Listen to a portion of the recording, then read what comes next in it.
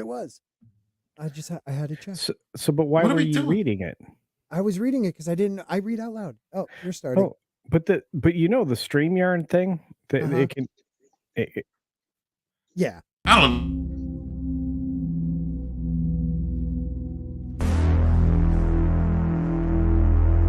Are we going tinfoil tonight? Dude, I feel like we played the wrong.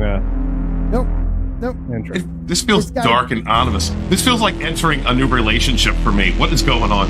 Well, am I the only one that watches your show? Thank you, Tina.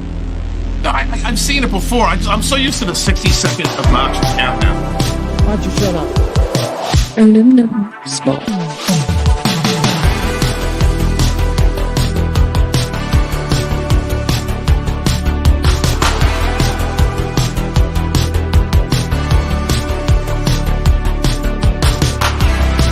I have to say that the echo was fantastic.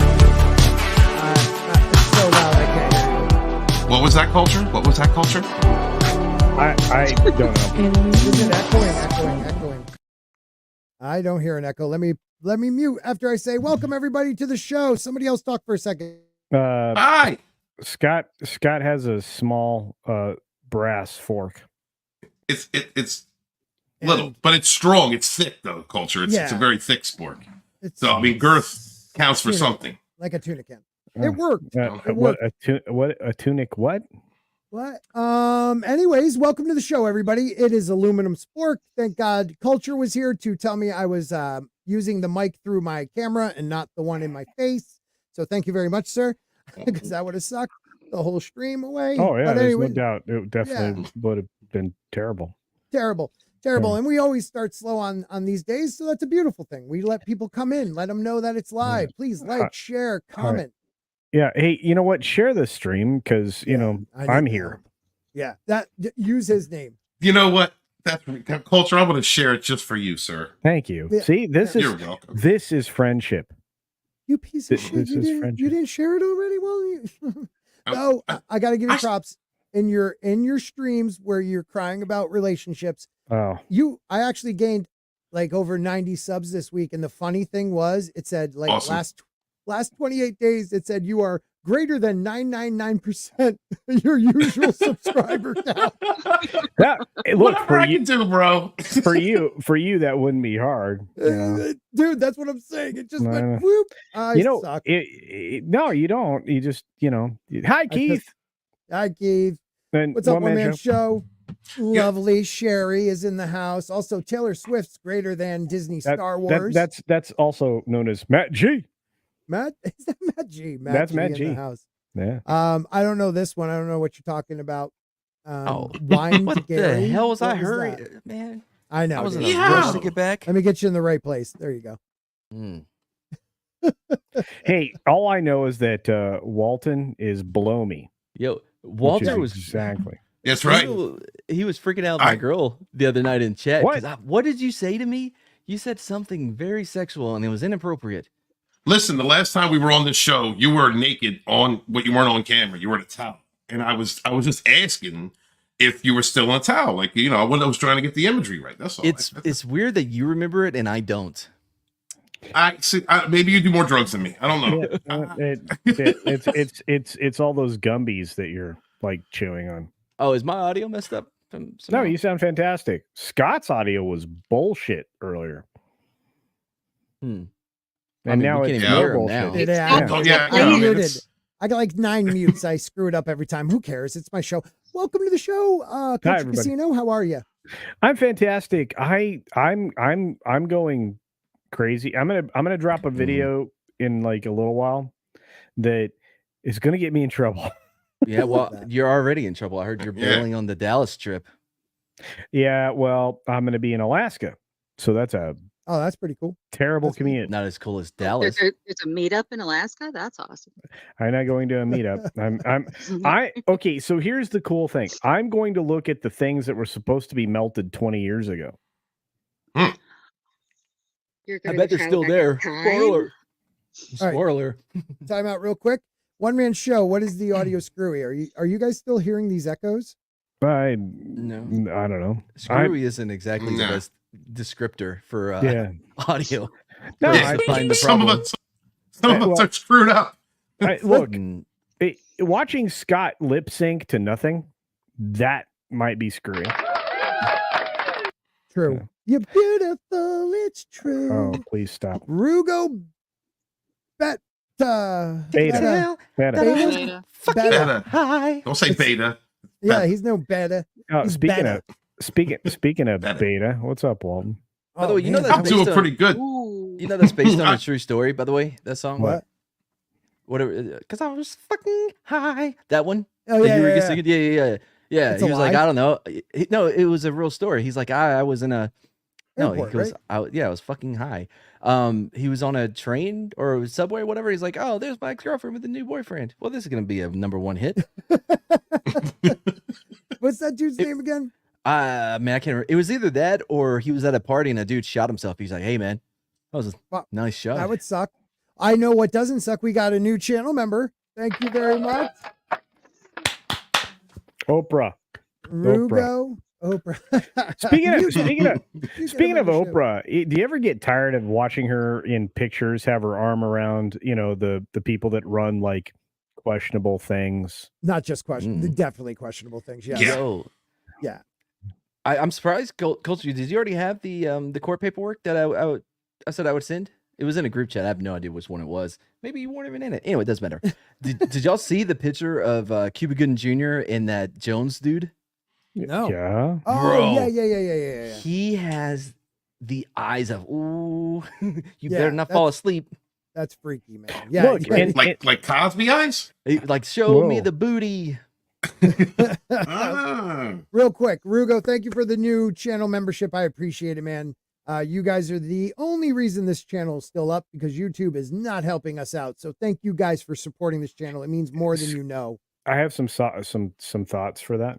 Okay, I appreciate Show me the that. booty. And No, make a video. yeah, but that's Hey, yeah. I've only lost 1 subscriber in like 6 months since my last video, so I'm doing pretty good at 109. Yeah. I'm starting a new channel, but I need a legit producer to help with scripts, to help keep me in line, help me keep me on schedule. We need that all. And once we hit monetization, they get all the money until it becomes, you know what? Maybe I should pay my taxes to get a half of this. I have producer cred because I'm the live stream producer for Mr. H Reviews. Nice. I don't know who that is. That is, oh my God. No, he's a pretty good I YouTuber. love you, dude. How the hell do you have 8 producers and you're a producer yourself? Well, how does that? He's working. He's working it. He's smart. Speaking of which, have you guys seen my latest merchandise? It's amazing. It's amazing. Is it Beard Merkins? Man, no. That was you effortlessly just worked that plug in, huh? That's why he's who he is. Slipped it right in. It was so natural. That's what she said. All right. All right. Hey, you guys are here, but this kind of goes to you because you're still really deep into like the Hollywood shit, Star Wars, all that stuff. Inside the Magic culture, are they reputable? InsideTheMagic.com? Because I've been seeing crazy articles from them. Isn't the one that? Go ahead, Matt. I was gonna say, I believe that's the one that Neon and his wife used to own, and then it was, I believe that they had a partner or something, and they were kind of cut out of the entire thing. That's why they have their new website, where they post their news and shit like that. So no, I don't think it's reputable at all. They use it sometimes just because of the cuckoo bananas. Oh, there's some cuckoo bananas. Yeah. Well, I may be wrong, but I'm pretty sure I'm right. The only thing that they've had trend recently is an article that they borrowed from That Park Place, which is run by WDW Pro, Jonas J. Campbell, John F. Trent, people who are reputable journalists. So, Clownfish TV, if you didn't know who Neon was. Oh, yeah. And Geeky Sparkles, who's, Cambria. Yep. Yeah, Cambria and Tom over there. Yeah. But no, I think, hello. Yeah. Whoa, hey now. That's from them. Okay, so but the question is, where did they get the story from? Right. Now this one says reportedly. So this was posted on the 27th. So come on. They just finally released a trailer and all of a sudden it's canceled. But this is even the other one that blew my mind because it's not even saying reportedly. It's saying Feige actually said this. So here's the other one. Hold on. Okay, so posted the 28th, which was 2 days ago. New information comes to light after Marvel pulls Deadpool 3 movie from This is MCU. horseshit. See, What? when I I saw finally Yeah, go ahead, Tina. I finally read through a 3 or 4 other articles to figure out the bullshit they're saying when they say that it's not in the MCU. Yeah, I was actually explaining that because Okay. I thought I already knew this story because of a different article. Basically, what the article said is a gotcha or a grabbing title or whatever, right? So what it is that there was an original click. There you go. It was an original Deadpool 3 that they were developing before they were bought out by Disney or whatever, and then it turned into something else. So that original Deadpool 3 movie, yes, was canceled and was not going to be in part of the MCU. Read what this Well, that guy means they puts. double baited and switched, because in another article, it says, see, Deadpool 3 isn't in the MCU. It's going to start out in its own universe and then get pulled in the MCU. That's bullshit. The MCU isn't one universe. It's a multiverse to begin with. So Deadpool is just in a different universe. Same thing with Fantastic Four. They're going to be a different part of the multiverse, and they're all going to eventually get brought together. Yeah, but because it's still the MCU. I just don't care about the MCU anymore, but I really am looking forward to seeing Deadpool and Wolverine, because I think Ryan Reynolds, dug his feet in, didn't give much, and I want to see if Feige and them really pushed him to do things he didn't want. It is legitimately the role that he can play. Yeah. The role that he plays in everything. Yeah, he was born to play it. He just plays it a little more hyper. Yeah, you know what I mean. But actually, if you go back and you watch Amazing Spider-Man with what's the kid's name in Amazing Spider-Man? Andrew Garfield, right? If you rewatch that, there's a lot of similarities between how he portrayed Spider-Man in the costume and shit to what you see in Deadpool. Like it was very similar. I'm like, whoa, look at this. But it's just like an R-rated version of Andrew Garfield's Spider-Man in Amazing Spider-Man. Really? Go back and watch. The first those movies, the first Deadpool? Just Deadpool in general. His whole vibe. Okay. The way he's being portrayed. Yeah, I mean, Deadpool was always breaking the fourth wall. He has always been that character that is making fun of the tropes and the cliche things about superheroes. But you're saying Andrew Garfield's Amazing Spider-Man, the sarcasm, the wittiness that he uses, right? Yeah. It really does see Deadpool's a rated R version of that. By the way, those movies are bad, but it is not because of Andrew Garfield, and it's not because of Emma Stone. The writing was garbage. Yeah. Yeah, but he did his best, man. I have to say it. He really did his best. Like, I don't know what that means.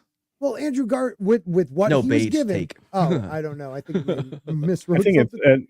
that's bad. I think it's just an accidental G. Yeah, bad take. Oh. But, I mean, it can be an original G.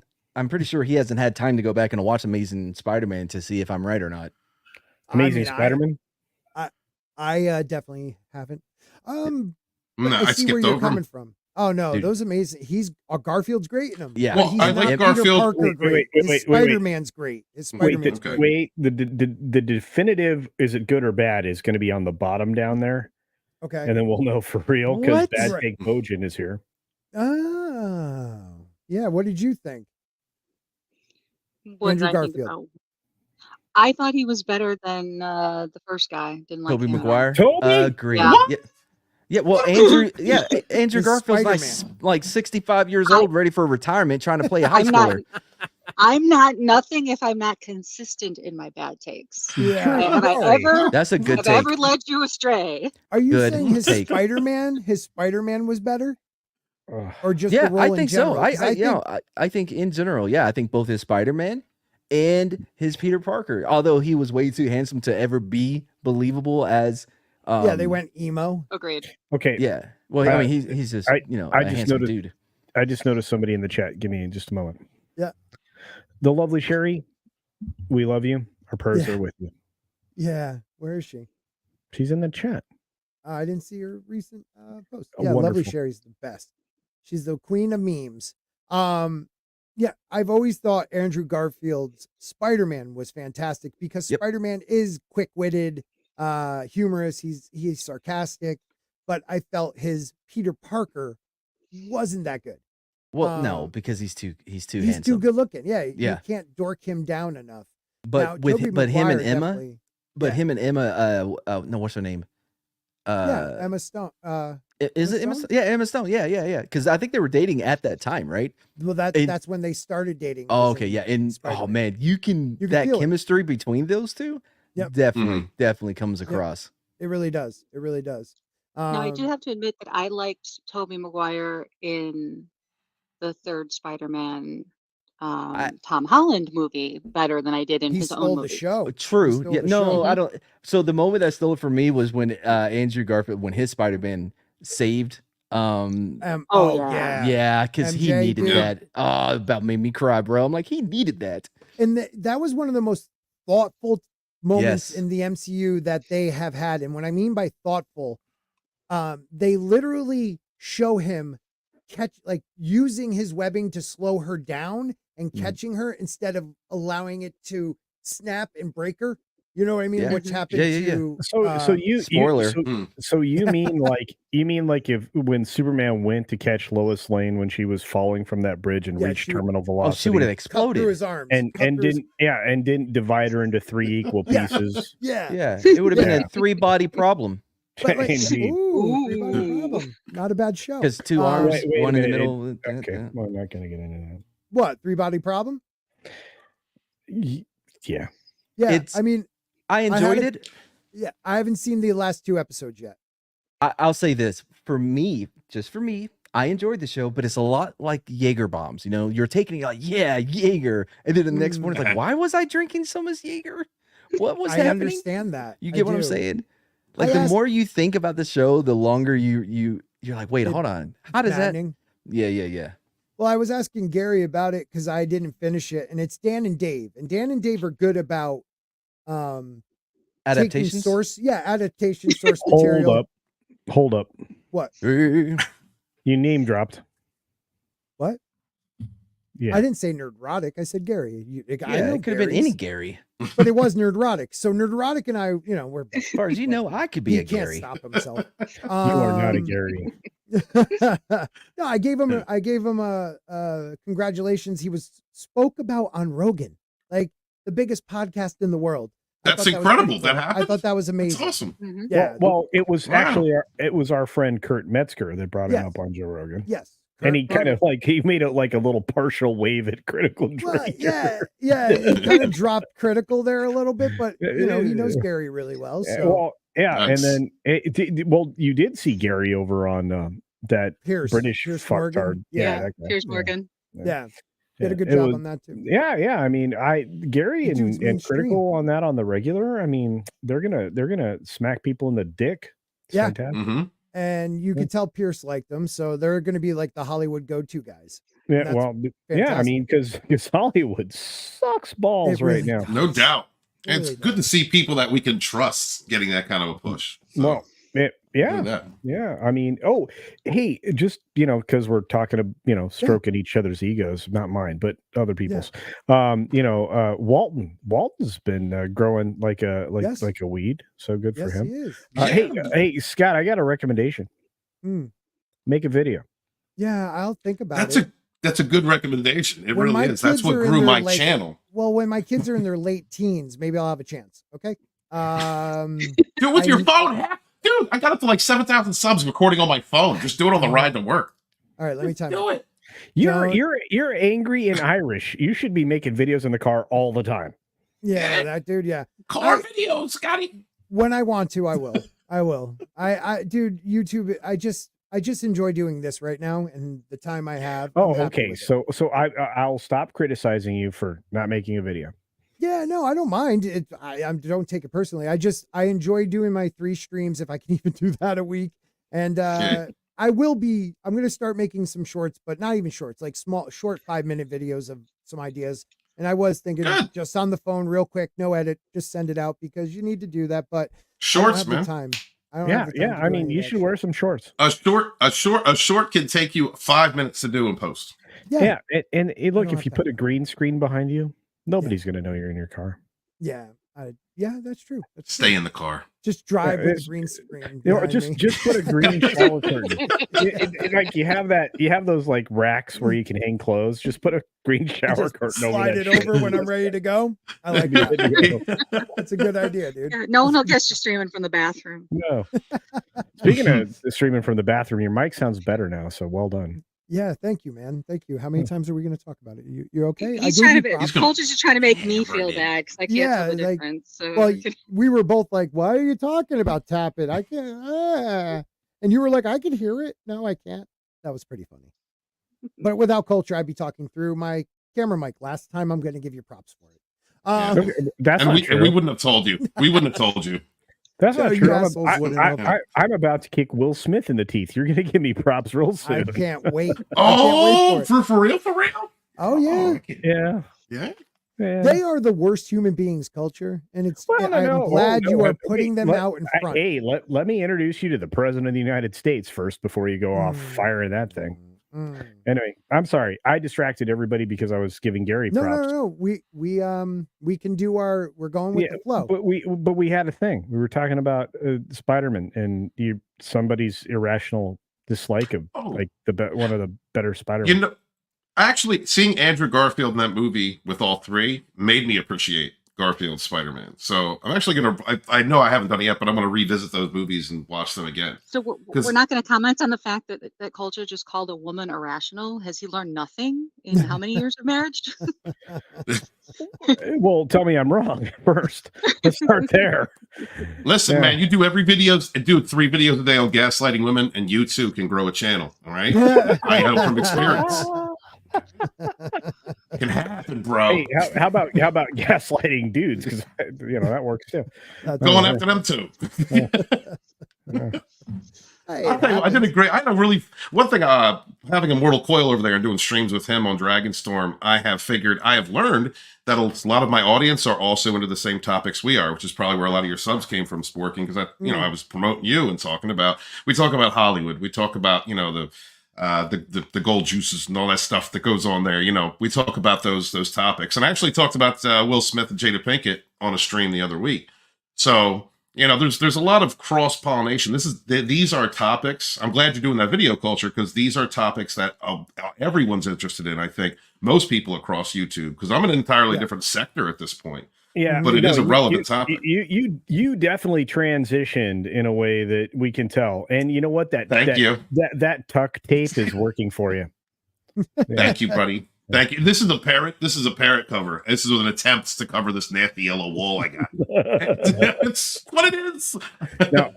Oh, no. But another buddy of mine, real quick. Can I? Wait, whoa. You have another friend? I have another friend. It's a guy named Matt Melling. He's on a channel called Locking Horns. He does crafts. He talks about Viking things, spirituality, and he made me a drinking. Oh, I docked with him in the past. But he made me this. It's could you he engraved a wolf, black dragon on it. It is beautiful. The Lodanis drinking horn. So I'm gonna get some mead. Gorgeous, man. Yeah, man. Like he sent this to me from West Virginia. So that's real friendship, dude. When somebody crafts something like that for you, that's love. So shout out to you, all you good. Make sure you hug your friends every day, now and again, guys. Okay. So carving your friend's horn is that's friendship. Yes, absolutely. And that's not gay. All right. That might be slight. I mean, man love is not gay. It's all in how you take it. All right. Hey, look, I mean, the tattoo the tattoo I'm rocking is up Periscope, so we're good, bro. Okay. All right. Periscope. Great movie. Yes. So talking about like influencers and stuff, I saw this article before and I just had to share it because I find it hilarious how the media just bends and like they don't tell the truth anymore. They don't. It's all about their story and their agenda. Tearful wife of migrant influencer, so illegal alien, who urged others to invade U.S. squats in home, can't see husband inside Ohio jail. So this dude is on TikTok, right? And I have heard of him. He literally shows people how to get across the American border 4 times in a month, get paid $2,000 each time, and then how to squat in a house and take, pretty much take ownership over it, screwing the homeowner. So he's an information channel. Right. These are the people they want to promote. Sounds like he's in it for the people. Well, yeah, specific people. I mean, doesn't that come under helping others? He did it. He did it all for the nookie. Are you saying that his WWJD bracelet may not still be on? You think it may have broke? It might have broke. Awesome. It might have broke. Awesome.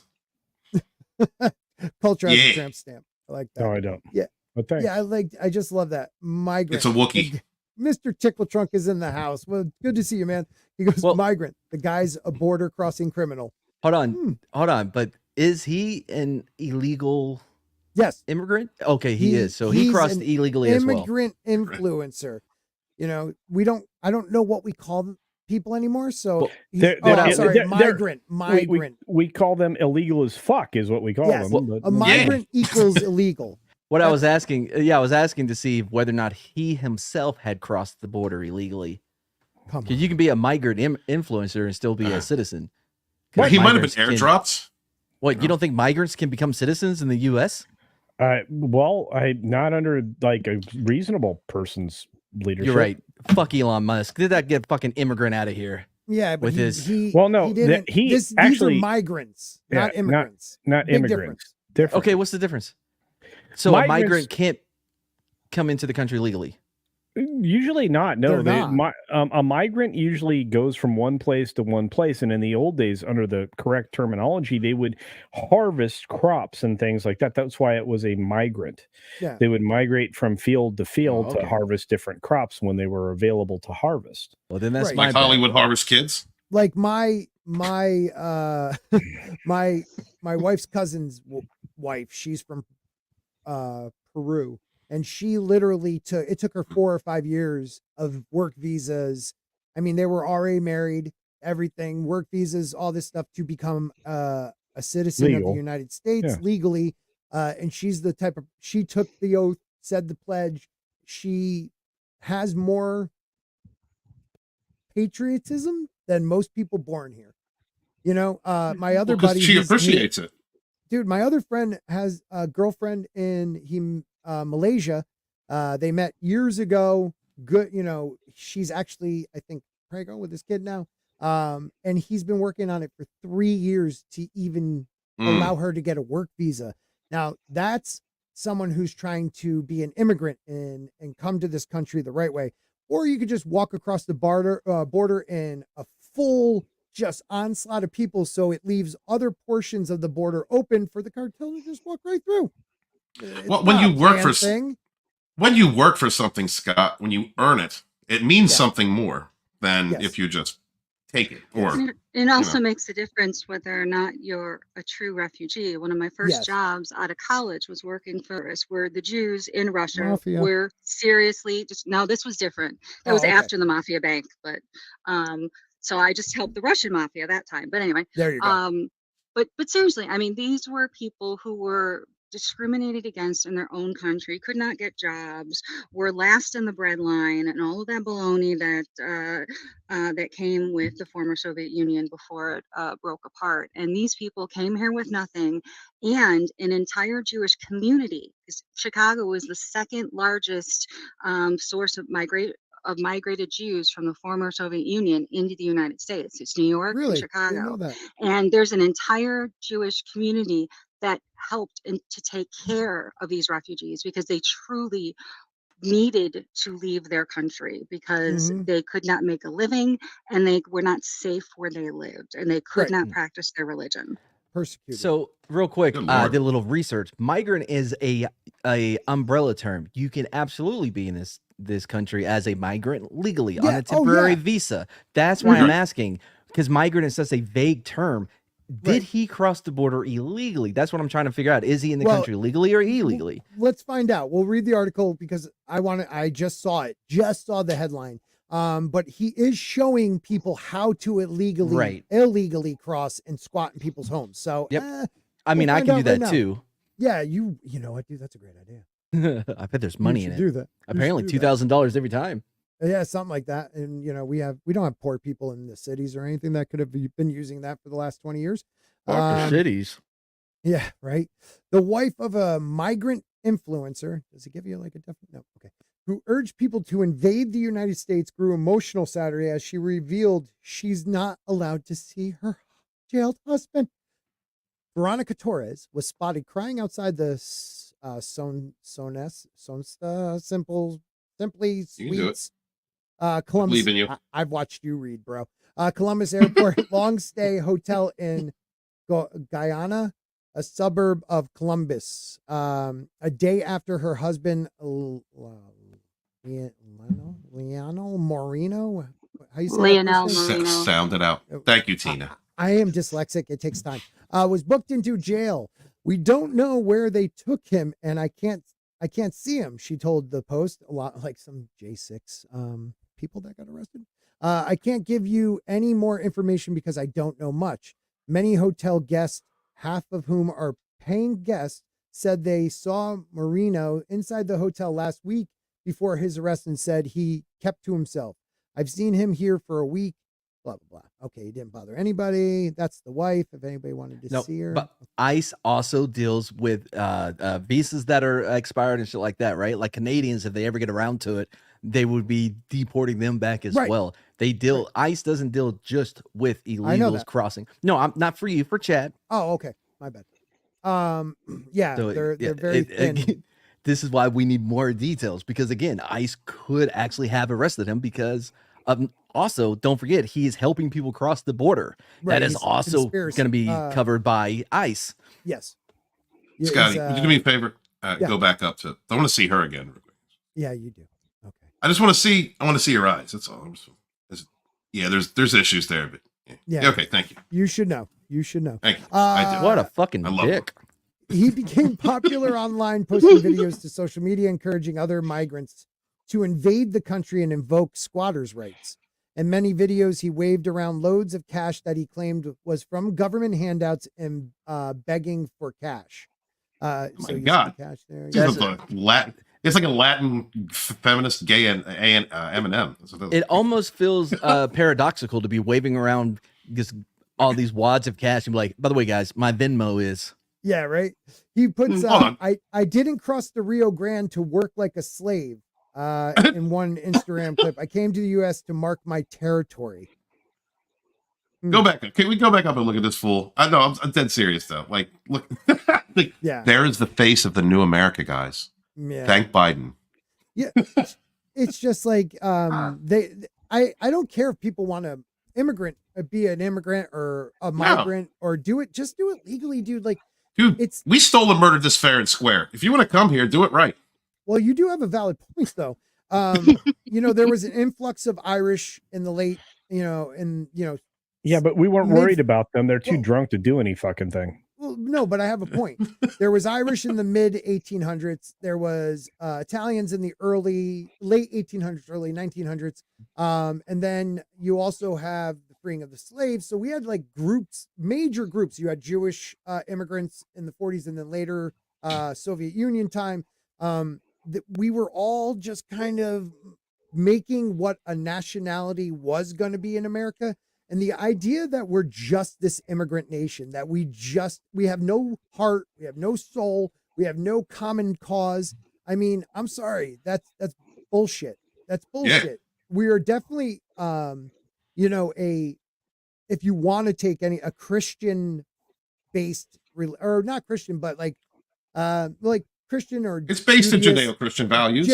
That's the word I was looking for. Thank you. I know. And then you have this new influx of people from all over the world not wanting to become part of that system and become part of the melting pot, but yet they want to come here and be like, no, we're not going to be part of this. We're taking this part over. We want our shit from the government. Like, people came here, worked their asses off so their kids can have a better life, and then now you have this group of and it's not where they're coming from, but it's just this generation that give me what I deserve. Mm-hmm. Well, it's all about not working hard, which is what this generation seems to be pressing. Gimme. They want to take the easiest route. And when you do that, you don't appreciate it. And you're right. When a person immigrates to this country, they need to adapt to the culture of the country. If I'm going to another country, if I decide to move somewhere, right, I'd feel it was like my duty to assimilate into that society without losing my own independence. And that's the beautiful thing about the United States, is that you can come here and be you, but we have a certain structure, a culture, a certain morality, working with one another that needs to be maintained. That is who we are. You don't come here and carve out a little section of whatever. I mean, you look at some of the states in in Europe, or some of the countries in Europe that have just had floods of migrants, and they've taken over entire neighborhoods, and they have no respect for the law. They have no respect for the culture. Look at London. Yeah, it's a disaster. And that is the problem when you have an influx like that, and you are so progressive minded that you're not enforcing. This is why you need some conservatism.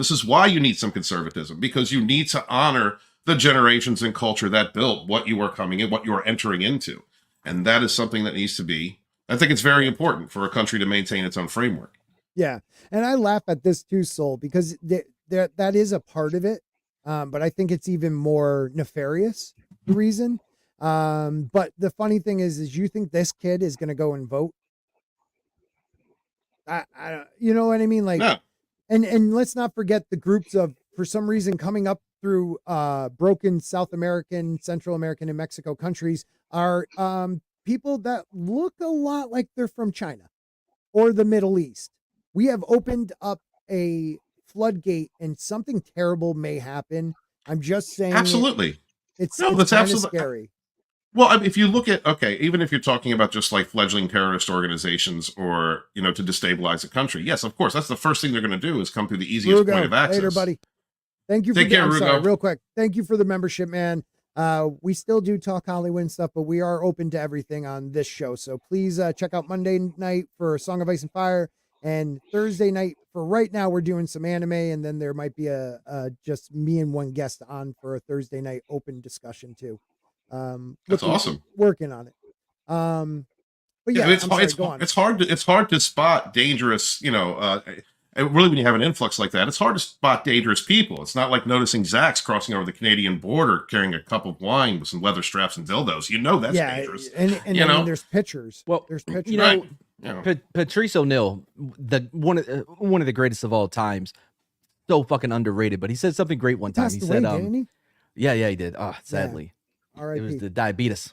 Yeah, he said, don't let your fear of being called a racist get you killed. Yep. Like because he was talking about say crossing the street type thing. Exactly. Right? He was like, because if I saw 4 skinheads with whatever, walking my way, I'm like, I don't want them to think I'm a racist, so I'm going to keep walking towards them. Yeah. So this dude definitely got picked up by ISIS. So he's definitely or ISIS. Holy shit, ICE. Wow.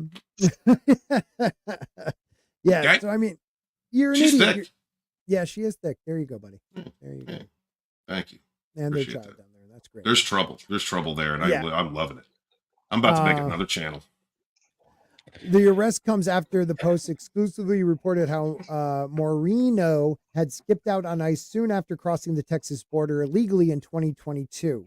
So this dude's been on TikTok while they were been looking for him. I mean, not the smartest cookie.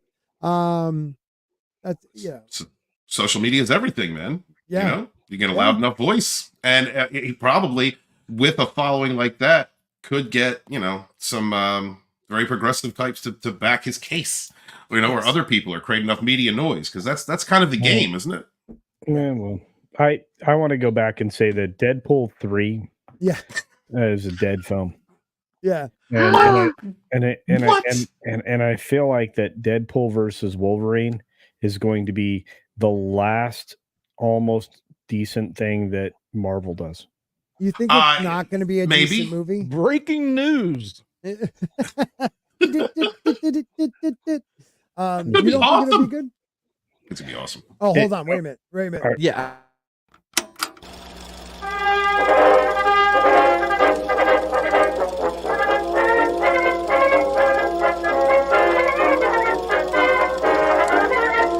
News from around the world with Culture Casino.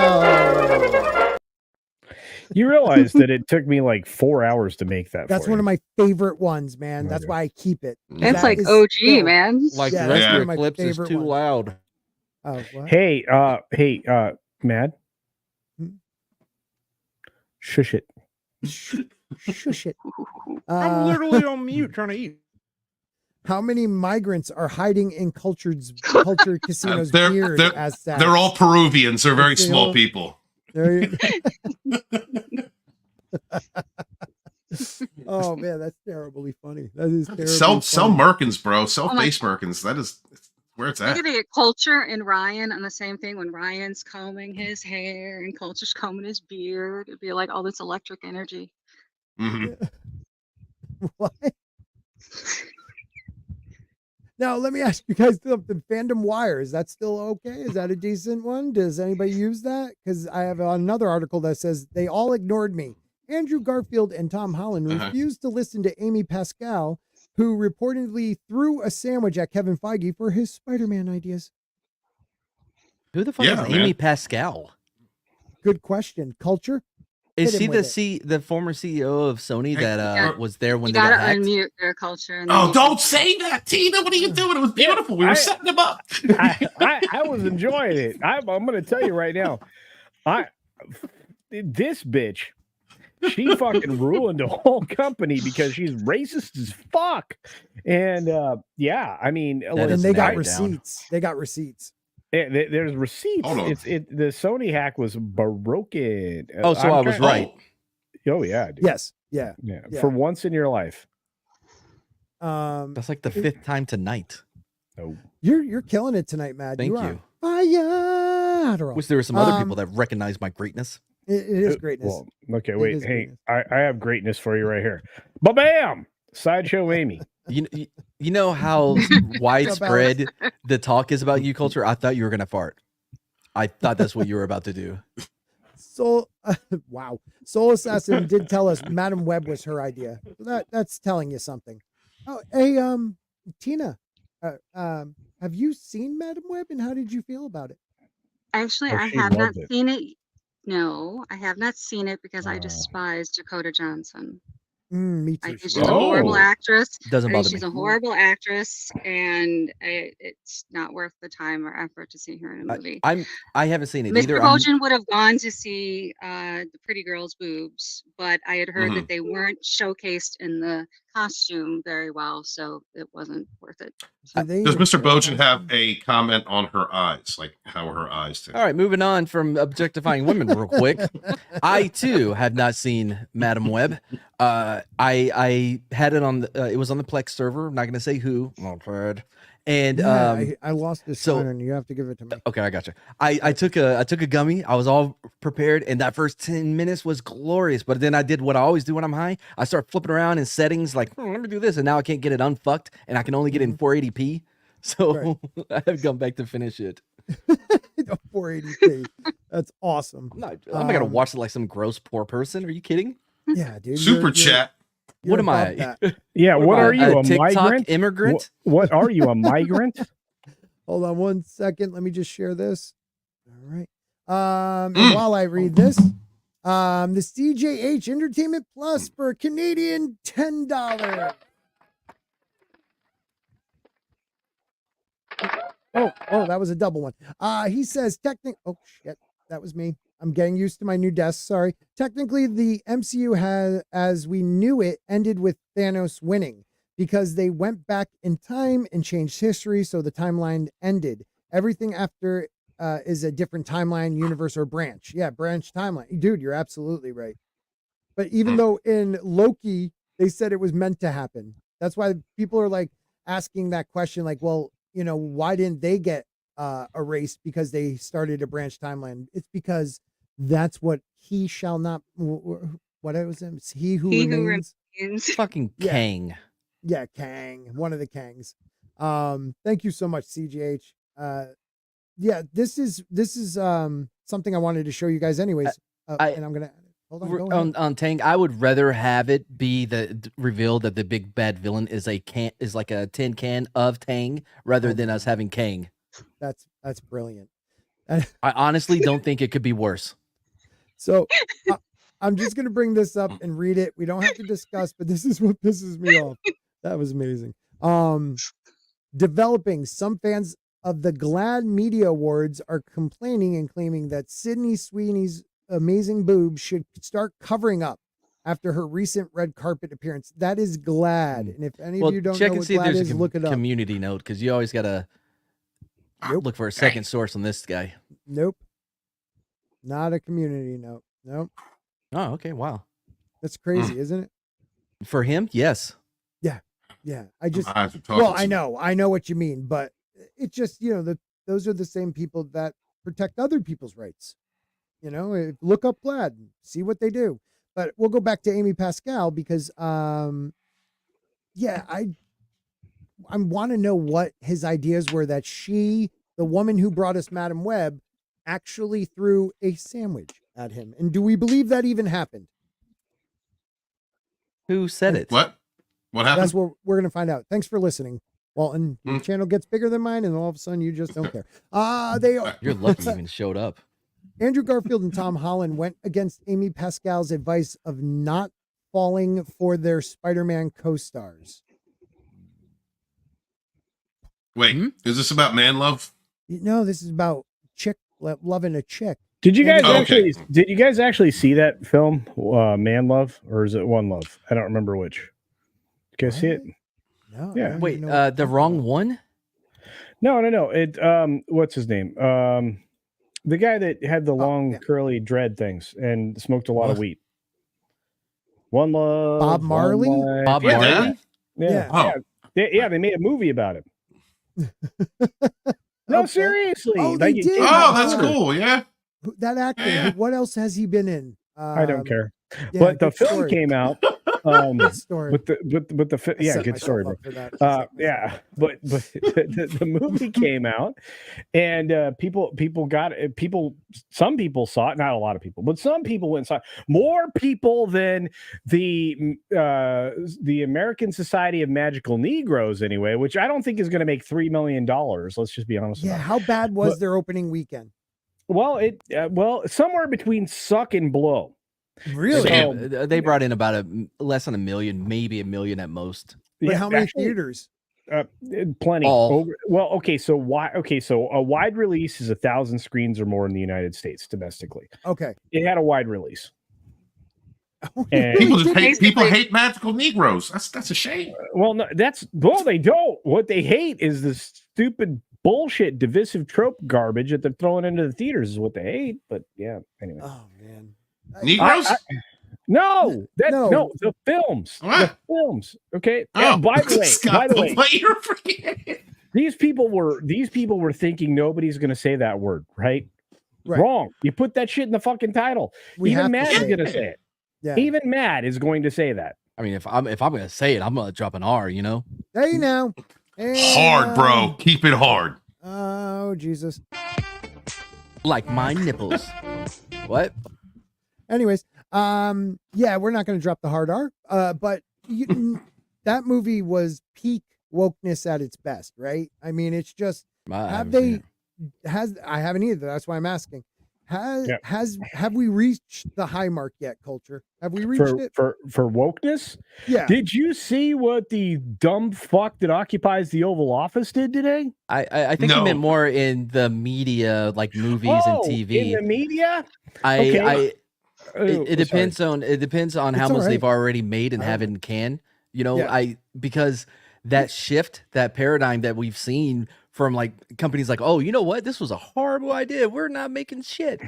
There are going to be movies that are in the chamber. By the way, Matt, I was monetized on my my review of the American Society of Magical Negroes. Oh, you saw it? Yes, and I made money.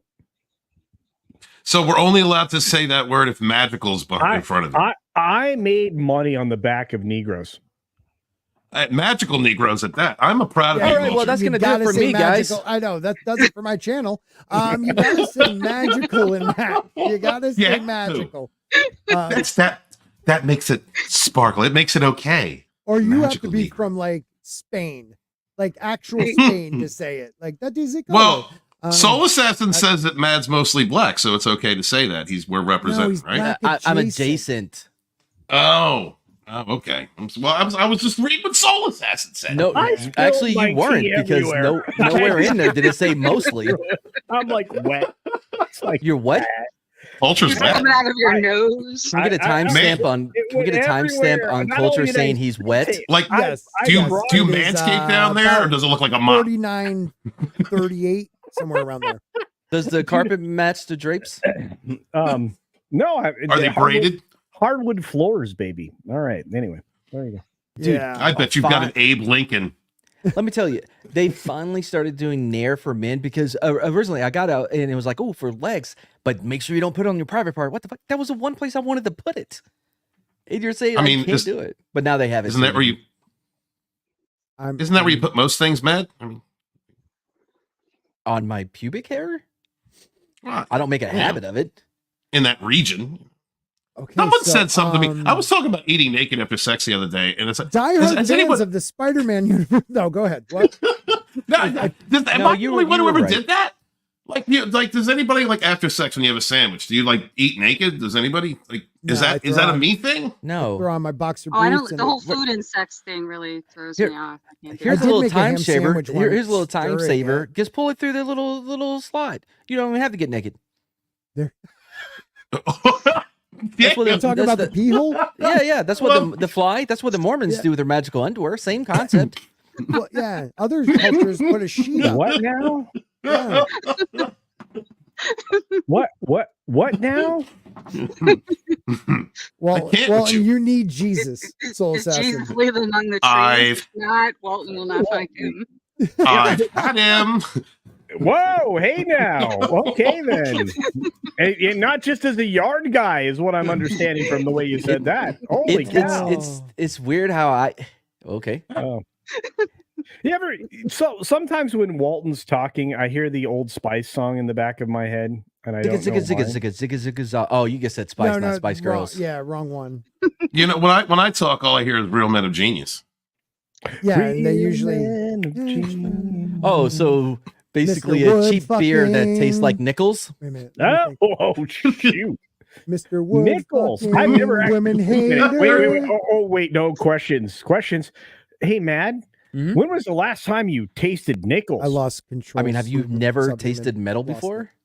Only wooden nickels. I mean, but if you would have came to nickels? Dallas, I'd punch you in the face so you could taste blood.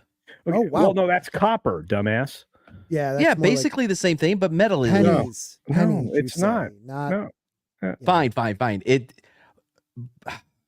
Then it tastes like the carbonated ejaculate from a fucking raccoon. Okay, I don't know how you would know that, but believe you, bro, because I ain't gonna try that. Okay, so I have a thing. You guys want to see it? Huh? I don't want to see your thing. No, not that thing. No, that won't fit in the frame. No. Not with all that hair. No, dude, hardwood floors. We were going to answer to what our question. I'll bet you it's a koosh ball. I'm sorry, your head's too hairy. Koosh ball. Don't know what that is, but all right. Dude, there's a gnat in my studio. I'm freaking out. All right, here we go. Okay. Just keep staring at it. No, hang on. I am going to preview a thing that I haven't dropped yet. Is this the Will Smith? Oh, snap. Yeah. Look at all these fucking coin eaters in the chat. Well, mostly just shut up. Okay. I'm just saying. All right, I'm going to share something that this is important because y'all are going to melt down. I love you too. All right. All right. So I just shared it. All right, you ready? I shared it. Okay. This is not released yet. It'll be out on my channel later. I'm going to drop a Twitter on it. What we're getting a sneak watch. peek. Shush it. The foundation also donated money to two significantly smaller organizations, Rebecoming and the World Rebirth Foundation. None of those things sound good to me. The organization's site hasn't been updated since 2020, and a contact notice sent by Variety went unanswered. Rebecoming Inc. Has filed tax paperwork through 2022, but attempts to contact the organization by phone or via the listed addresses were unsuccessful. That does not sound good. The Will and Jada Smith Family Foundation gave $15,000 to the organization in 2022. We're in 2024. Is anybody else doing the math here? This is Wait, were you asking us? Listed New York City address, and is this unmarked door between a pizzeria and a dry cleaner? God, that is so messed up. Is this like a hallway? Wild. Nice teaser, bro. Nice. Welcome back to the culture promotion stream. I love it. Hey, that's not the point. The point is promote each other. There's some weird garbage going on right there. I'm like, I heard. Yeah. So give us a little bit more. So he has been donating money to charity. No, charity or multiple. No, he has a charitable foundation. Oh, look, one of the things I'm going to reveal in the video is that they gave money to something that's owned by a shell company that's actually a film and television studio. Really? Oh man, it's bonkers sauce. So they're donating it into that television and film studio. This is just the crack in the window. I have not gone full into this in this next video. I'm just saying, it is. Wow. I was like. So like I started out like this is a regular video, and then I was like, this is not a regular video. Man. No doubt, dude. And they soft pedaled. Look, I mean, okay. So if you know anything about me, I always go into like I get at least 3 articles, right? And they're from way different sources, right? They come at it from different angles. Right. So the article I'm referencing there is from Variety, but BET did this, and All Hip Hop, which is a hip hop site, they all covered the same story. And as I went through it all, I'm like going, they're soft pedaling this until they get to like the 4th or 5th paragraph, and then they start dropping the stuff because they know most people ain't reading past the 3rd or 4th paragraph. They look at a headline, they read 3 or 4 paragraphs, but right. Like their charity is dissolving. No fucking shit. But what happened? Why? And it's not just because all the donations dried up, which is also covered in that. But I'm like going, okay, now I have to do more research. So this is video 1 of what might be a lot more, because now I'm going to go research. I'm going to go to the federal government. I'm going to go to all the disclosure sites. I'm going to go to the watchdogs that cover charities. I'm like, okay. So sometimes when you are a journalist, and I'm an actual journalist, I'll actually go and like look for shit. Unlike the motherfuckers that work in the mainstream. Right. But like, I'm like going, this ain't right. And I mean, I like, that's just a clip. It gets way more retarded. Well, and I'm just saying. Well, this is what I'm trying to understand. And you'll probably get into it, and I will be watching this. But the idea that, first off, they're sending money really back to a studio that we don't know. We don't know, right? Or is it going to hush money? Or is it going to, keep me off that Epstein list? Or is it what is it going to? Okay, so here's a weird, right? So they give $100,000 to like AFI, which is fine. That's the film, thing, right? And then they give like, I don't know, $2,700 to the Boys and Girls Club. Your priorities are fucked up. That's not much of a charitable organization. So yeah, I'm freaking out. Mr. Tinkle Trunk, how can you be a journalist? You haven't called anybody a bigot yet. That's true. Yeah, poser. Yeah, I know. Very true. Very true. He'll get to that. But it's really strange. And so as you go through that, even the article in Variety, if you go past the 4th paragraph, you're like, huh? That's and then so it just gets worse. And so you have to realize we're in 2024. We're closing doors in 2022 because Will Smith slapped the bitch. And in this case, that was, Chris Rock. So things are very, very weird. So I'm diving in because that's what we do here, and I could end up being the guy that breaks. You might be the guy who breaks this. But then you have Yeah, well, you saw what's happening with Fat Winfrey and everybody she puts her arm around. Yeah. You know, so I'm just saying. What just happened? Like, what is going on? By the way, I do mention that, Mr. McCann. Okay. I do mention that in the video, but only in one place, and hopefully they don't Epstein me. Those so we can say Negroes on the stream, but we can't say the S word. No, don't do that. You got to say magical. They're magical Scientology. I don't want. Look. I do not want. Good takes. I don't want to be Arkanside. Okay, I am not up for the Arkanside. Yeah, no. That's a wait. Scientology doesn't have any connection. Yeah, Scientology doesn't have any connection with Hillary. Magical. They don't have a valid point, man. Mr. Tickle Truck, and Soul Assassin, I love you both. Keep your charity out your mouth. That's fucking brilliant. That's great. Yeah, he's gonna send those thetans off after you. Better hop on that e-meter.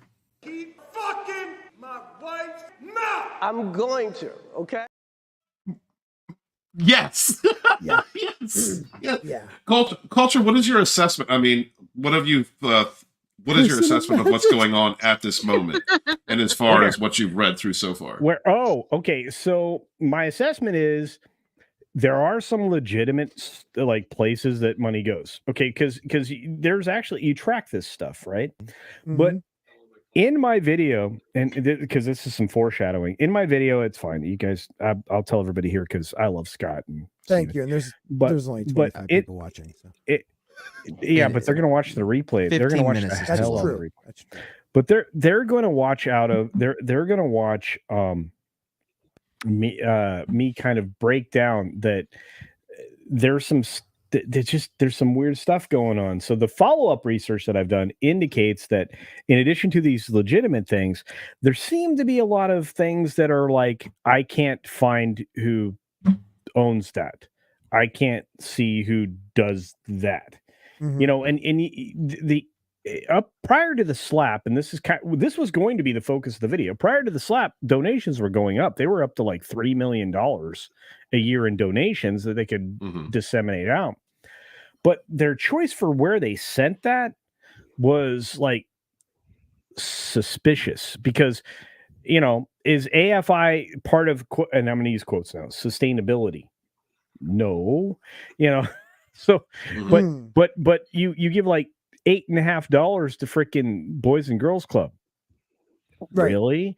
So it just it's like where the money is going is very suspect. I'm going to keep researching where it all went because, by the way, that's public.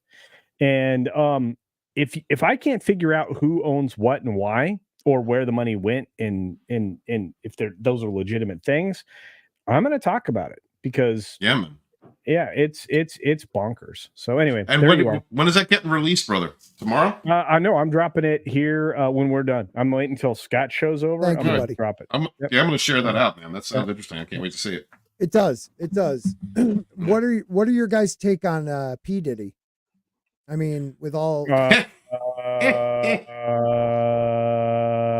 Epstein? They are calling him the magical Epstein. Thank you. Yeah, hip hop Epstein. Hip hop Epstein. That is one article I just found. You look at like the culture in Hollywood, how they want to get black men in dresses, how they say that. Go ahead and celebrate. Yep. I just want to give LDG because he always supports my channel, and he has a great channel. Please support him. If Soul can put his link in the chat, I'd appreciate it, or anybody. But Gifted 5 Sporky News podcast membership. So LDG #free the net. Great dude out there supporting us. Subhuman Pixel, back on. Jim Donegan. We got so many people. Thank you, brother. You are his friends call him Pickles. I know. I guess it. Just saying. I appreciate it, man. Thank you so much. You support the channel, and I don't take that lightly. So thank you. But I just looked at that's the Fred Durst one that you sent me, but we'll go over that because he's starting an awesome one. But no, let's see this one. Wait. Yeah, I know. Well, they talk about like the culture of like how they treated black men in in Hollywood, right? We get them all in dresses, have them all play a gay part. A lot of black guys like, no, I don't want to do that. You've heard about some of them being approached to do things, or being touched or groped, whatnot. And so here we see a situation in the another part of the entertainment industry, the music industry, where for a long time now, right? Everything. Don't look behind the magical curtain, because there's magical gay guys over there, and it is a shame to see how much sex abuse is just behind the curtain or not supposed to be talked about. Hollywood, music. It's disgusting. Look at what's. And I'm sorry, I'll just throw it to you after this, Mad. But Corey Feldman, everybody was making fun of him, but that dude, literally, when they were investigating Michael Jackson, he told them straight out, he has never done anything to me, but these people have done stuff to me, and I've seen them do stuff to other child actors. And this was in a California county, and nothing was done of it. Did they write Thriller? Yeah, exactly. I didn't think so. They wanted to take Thriller down. That's what I'm talking about. And he was like, no, it's not Michael. It's these guys. He said, children in Hollywood are surrounded by pedophiles, because what better job to get into as a pedophile where Magical you control pedophiles. Not just the kid, but their family's income, because most of these kids are the income. It's terrible. Yeah, I heard about that Nickelodeon scandal. I was about to bring that up too. Yeah, with Nickelodeon. There's been a couple. Yeah, Dan. What was his name? Dan Harmon. Harmon. Yeah. Yeah. Disgusting, dude. Disgusting. But what is not disgusting is Zombie Box reviews for £10, I believe that is. Thank you, sir. Thank you. Thank you, brother. Someone tell me what it is, because I don't. Oh, Dan Snyder. I'm sorry, you're right. Dan Snyder. Schneider, yeah. But yeah, I don't know what the sticker is, because I don't have that up. If someone real quick, we'll see. Go ahead. It's a dancing pear dude that says #1 fan. Ah, dude, thank you so much. That is awesome. Thank you, brother. I got the Dans mixed up, Biggles. Thank you very much. Yeah. I was about to say Dan Hammond made it was Rick and Morty, or did he really? Oh wait, did he? I don't know. I thought he was a Rick and Morty guy. I thought he was a Community guy. Who knows? I don't know, man. Maybe you're right. Yeah. Tickle Trump says back. Just go where kids are. Find positions you can't question or challenge. They hide where they can get them. Dude, I worked at a so-called treatment facility with that population. Oh, I was right. He did do Community. They're terrible. They're terrible. I had one guy get mad at me because they're like, they're calling me a ripper. I'm not. I never do that. I get to know the parents. I groom the child. Like, this guy's literally saying this. Oh my God. I was like, if you don't get away from the bubble, I'm going to kill it. Like, I'm going to do something. Oh my God. Yeah, dude. They really don't believe they're evil. No, they get mad that I think it's 90 days they have to get a letter from the registry and sign it, and it makes me relive it. It's triggering. And I'm like, oh, but it's not triggering for the child you molested every freaking day, or the son you dressed up as your wife every day for 10 years. You sick fucks. Yeah. All right. Back to Jeffrey and Epstein, or Diddy Epstein. Go ahead, buddy. So what I've noticed, it's been so easy to pick out now, because Jane used to always talk about how they always emasculate black men in movies. I swear, the last few shows or movies that I've seen, every dude, I'm like, man, you're not hiding your gay very well in this role. You know what I mean? Like, it shines through. Yeah, dude. Look at my she opened my eyes to a lot of that. Yeah. And then I watched, I don't know if any of you guys watch Film Theory. Yes. One of the last episodes that Matt did before another host took over is he did an episode about positive role models for boys. And literally in the past 20 years, there's two. And it's the father from Bluey and the kid from Paw Patrol. Every other boy or man in cartoons or young adult shows are either dumb, they lie, they cheat. There's nothing positive. Like, what we are, the television or now screen babysitter is teaching kids is terrible. Like, my kids lost it tonight because we're like, you can't watch YouTube without sitting out at the TV and we see what you're watching because they act different when they watch. What these a things. dick! Yeah, I am, dude. They hate How dare you, parents? But as far as P Diddy, yeah.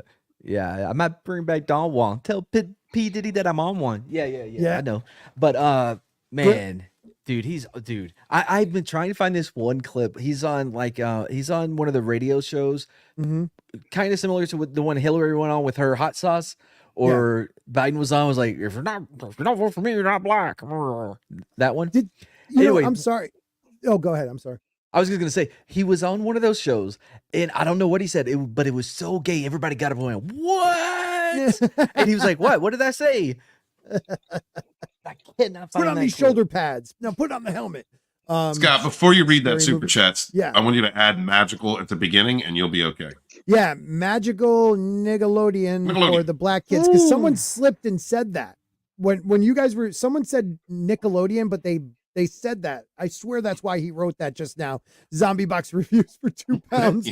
They said that that's what they swore that I said, but I swear I think you did.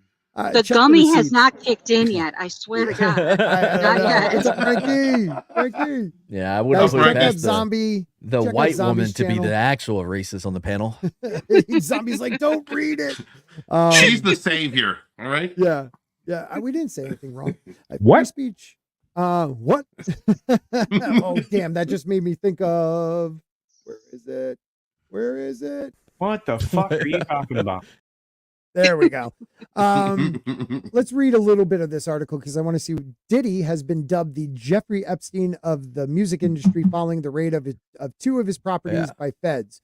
The rapper has been accused of trafficking like Epstein was, and it seems that that is not where the comparison stops. Well, so real quick, I have the court documents that were filed by the Jones dude, and please. It's the only time I've ever seen documents with court documents where there are pictures attached to the actual document. That's why I got the Cuba Gooding Jr. one where he's giving him the show me the booty eyes. Oh my God! I can bring it up. They censor out the parts that you don't want to see, but bring it up. Yeah. By the way, he had to have gotten that Epstein bump when he went away, right? Yeah, you know it. Influx. Now, did anybody ever see the video where Petey's like, I got me a white girl. And he found this young girl on the streets with her mom and he brought her into his family. But it's just the weird. Yeah. It's meant to be something positive, but it comes off really creepy. So I'm going to try to find that. Yeah. I'm going to try to find that. So when Mad gets his stuff, if someone can add it. Come on, Mad, whip it out. Keep talking. Yes. So hail the chat. Thank you guys so much. Please smash the like button, share the link out. Thank you so much for being here. Appreciate everybody supporting the stream. And Puff Daddy went Poof Daddy. Ain't that the damn truth? Oh, snap. We can say words now. Better late than never. Yeah, what's up? We've been saying a word with magical in front of it because we're scared that people are going to think we're being racist. But I want to just first off welcome the great, the almighty Mark with a C, the gospel himself, to the channel. And he had such a good video where he was answering comments from his people about Candace Owens. And I want to get into that after the video. Yeah, I do too. But I want to, Mark, did you hear that what I said earlier? Were you listening? I know you're busy. Well, I think I came in on the Nickelodeon thing, but I listen. Sorry, just read it. Yeah, what was the point? What did you say exactly? It was an accident. This was an accident. Heard me, buddy. Yeah, that was an accident. Okay, all right. Well, you know how I feel about that word, we all do. That was an accident. Someone slipped because we were talking about Nickelodeon. I swear to God, I said Nickelodeon. I think you didn't realize it. I don't think it might have slipped a little. You're from Chicago. You might be racist. Accent. You know what? Tuck your white. Didn't surprise me, Mark. After seeing that Good Times trailer, anything goes. Wait anymore, a minute. You know what I mean? It's crazy. What? Did they remake Good What's Times? Happening now? They're reimagining it. It's supposed to be like a soft reboot, but it's animated. And it's the fucking worst. Like the worst thing you'll ever see this year, bro. I tell you. Rerunning the guys? No, that was what's happening. Oh, wait a minute. Good Times was JJ. Oh, with the Dynamite. family. JJ Wait, Dynamite. You mean like Fat Albert and those other kids? No, you idiot. No, I'm messing with you. You want to talk about Sporking? a positive? I'm sorry, I always screw up those two shows for something, but the father in Good Times was a positive role model, so they killed him. John Amos, yeah, man, he was so good, and he wanted a little bit more money, right? And they everything he was fighting, everything he was fighting against. Yes, they decided, fuck it, we're gonna do it with this. Yes, so yes, jeez, man, oof. No, Hey, just be forewarned that I can't put this into black mode, even though on Oprah I have it in forced dark mode. But all right, so this real quick before you go through it, because Mr. Tickle Trunk has a $5 super chat, and he came up with a new term instead of person of color that they want to use. He said, "How much did you pay?" Oh, I didn't read it all the way through. Person of magic to be on the panel, Scott. Tickle Trunk, you know, is that me? Am I the person of magic? I think you are, sir. Magical. What's up, Tickle Trunk? Yeah, I love him because he does find funny things, but I know it's funnier if he said it and not me reading it. And I love the dude. No, totally awkward with you saying it. It was great. Yeah, it was, because I'm an awkward guy when it comes to things I don't feel comfortable about saying. What's up, Tickle Trunk? I love this dude though. Tickle Trunk's one of the best. Up. He needs to be up, Scott. Oh my God! Yeah, I didn't switch us. I just saw it black, so I just. I want to be below Mark. All right, dude. I saw your avatar. I'm moving up. Is this a DEI thing? No, not at all. Not at all. It's a reverse. It's one of my favorite. You're one of my favorite panelists. I want to keep moving up and you show yourself. Mark, I just want to thank you for being magical. Thanks. The person of magic culture. Okay, get it right. Let's get into this. Diddy and the court. Now, these are the court papers. Right. Yeah. This comes from. Yes. Okay. All right. So this Lil Rodney Jones. This is the guy that's making all this stuff, right? And who is he? Is he? So he in the music business? Well, he worked. He was a producer for P Diddy, but he accuses P Diddy of a lot of different things. Mm-hmm. I haven't gone through this entirely, but yeah. So, he's an American. So, Lil Rod is an American artist. Blah blah blah. He resides. Doesn't matter. So that's not the best picture of P Diddy, but there he is. Right. Mm-hmm. So that's what it looks like for real, without all the freaking makeup. And all that stuff they do. In here they talk about that dude that he shot in that club when J-Lo brought him a gun. Oh yeah. Right? Yo, I was like, wait. Hold on. I'm setting something up. Culture. I'm in the middle of setting something up. Okay.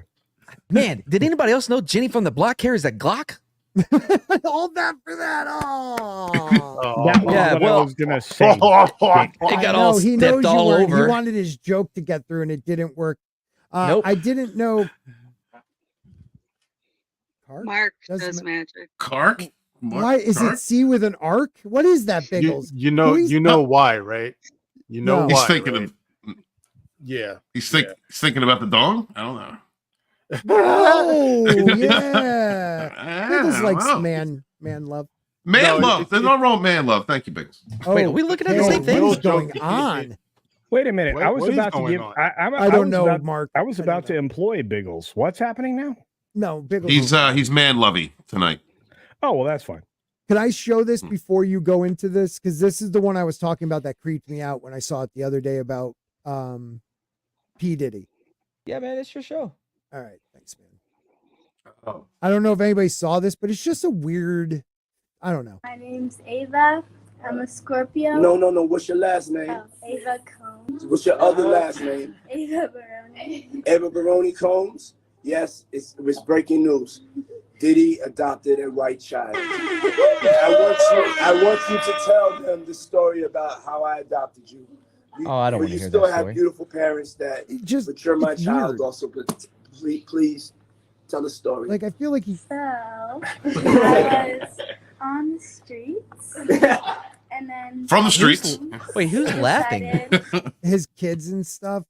Why are they laughing at her being on the streets? Because they're all high, I think. She's a Scorpio. Leave it alone. Yeah, she's a Scorpio too. that he would like to be a caring man. So then What? he saw me and decided to pick me up and said to come inside and play with his kids. And his kids are like in their 20s, right?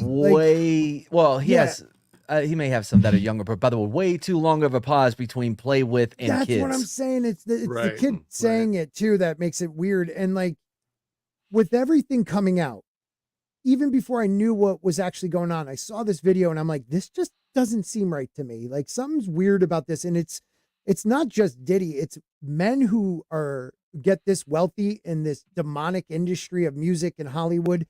They just don't think what they do is wrong. No, They're untouchable. because it's a part of their culture. It's that Luciferian culture, man. Well, I no, just but think- because it's normalized when they get into the industry. I don't think we can just, chalk it up to the culture when it's an entire industry across all creeds, race, whatever. Yeah. So since we're diving very far into the aluminum part of this spork, Yeah, I'm going to say, has anybody heard of Bohemian Rhapsody? Yeah. Yeah. Yeah. Yeah. Bohemian Grove. Yes. Talked about it on my channel once or twice. Let's pray to the owl. Yeah, Mark. Keep in mind the strange unibrow Bert from Ernie and Bert looking dude back there.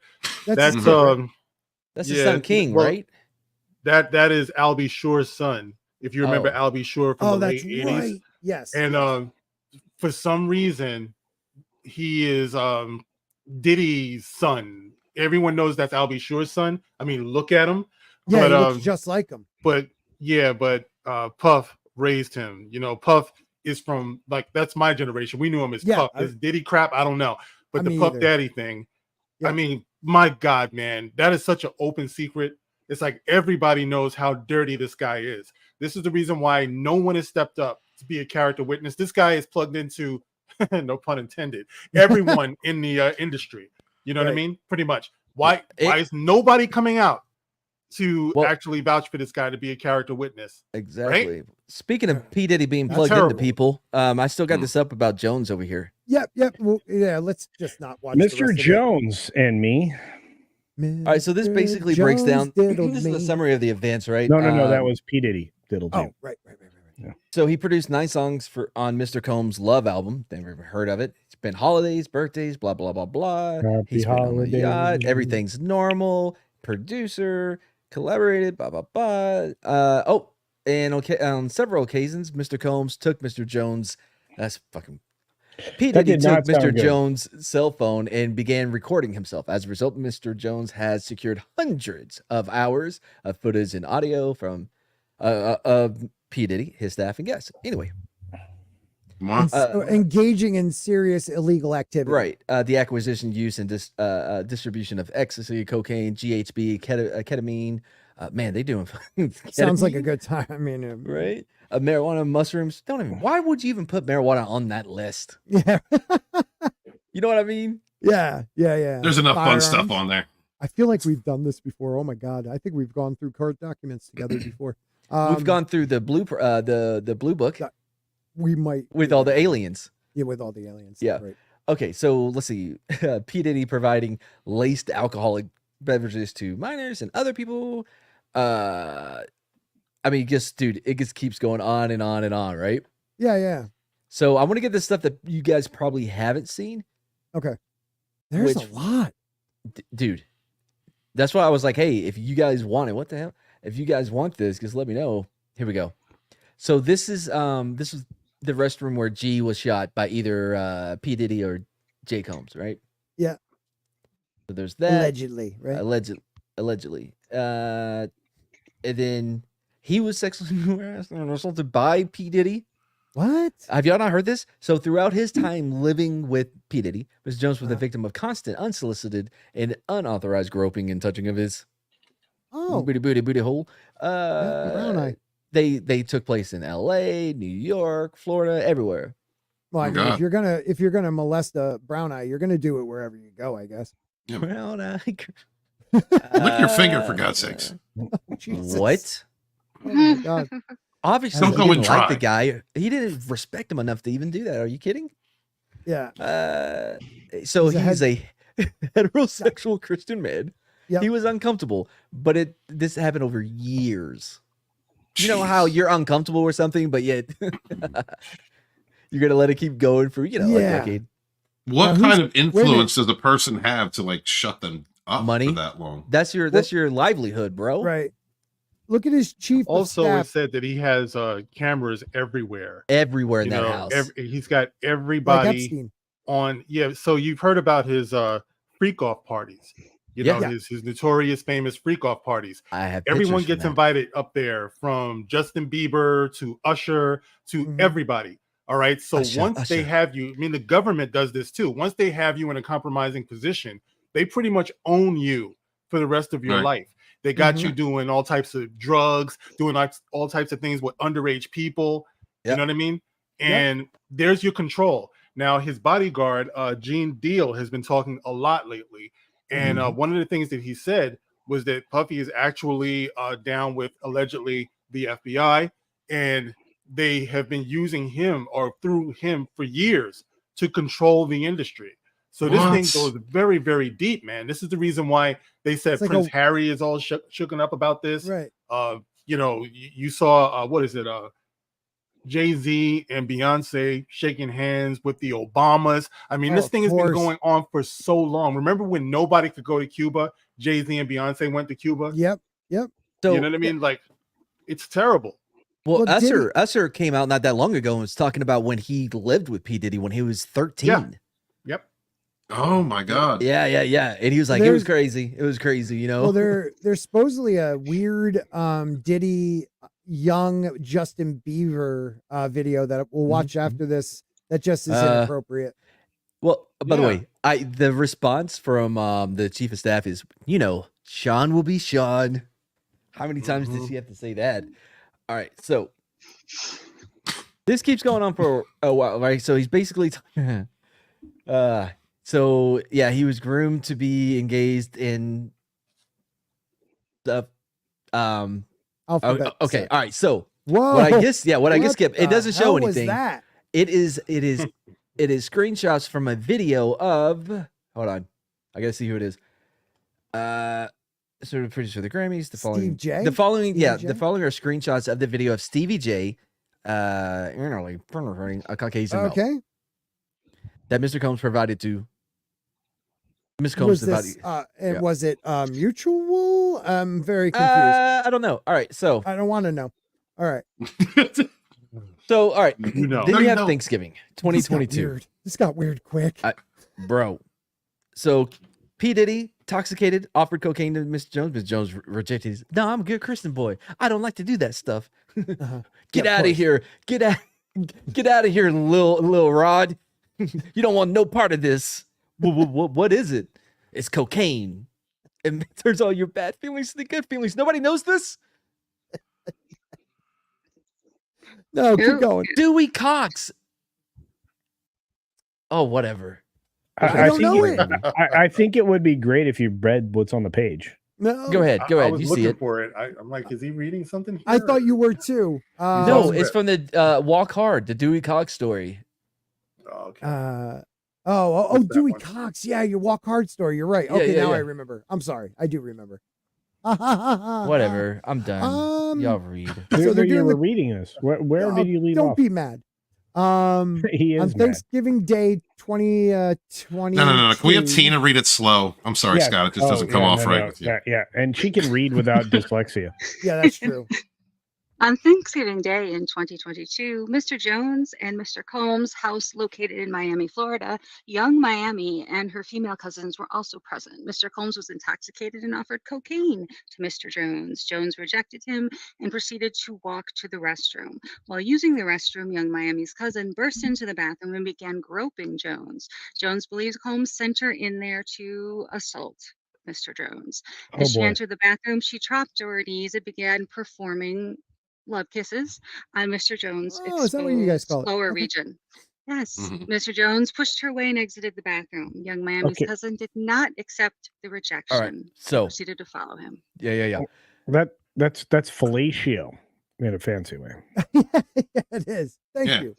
Smoking they're not the special kisses. That's what they always. Butterfly kisses. You know, I was known back in the day as butterfly kisses are slightly different.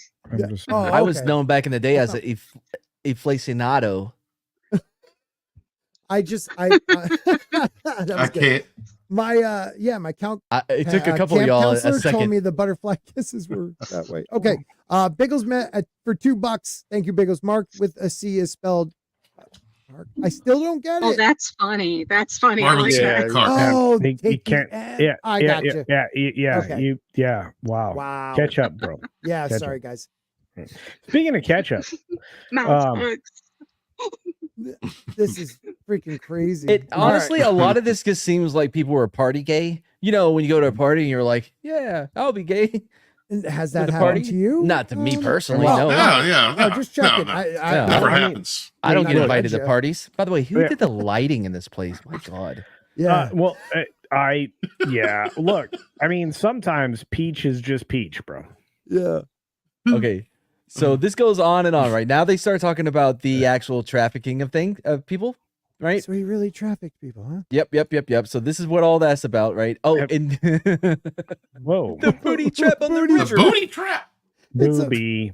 That's a booby trap. Right. Yeah, it says booby, guys. Yeah, as part of Mr. Jones's work recruitment tools, P. Diddy provided Mr. Jones with an exclusive bad boy baseball cap and required him to wear it to booty trap on the river. Oh, jeez. As a signal to anybody that needed employment. It's kind of like booty trap is the Home Depot, but for sex workers. Ah. Oh, so when you roll by there, they're all just like walking around looking for a as long as you got that bad boy baseball cap on. Bad boys, bad. For life. Yeah, right. I guess P. Diddy was right, huh? Mo money, mo problems. What about Martin Lawrence looks terrible. He looks fucked up. He's been through it too. He's been through it too. He looks better now. Terrible, man. Yeah, man. Hell no, he doesn't. No, compared to what Will Smith is going through, you know what? Maybe he is a little bit more. That's what I thought.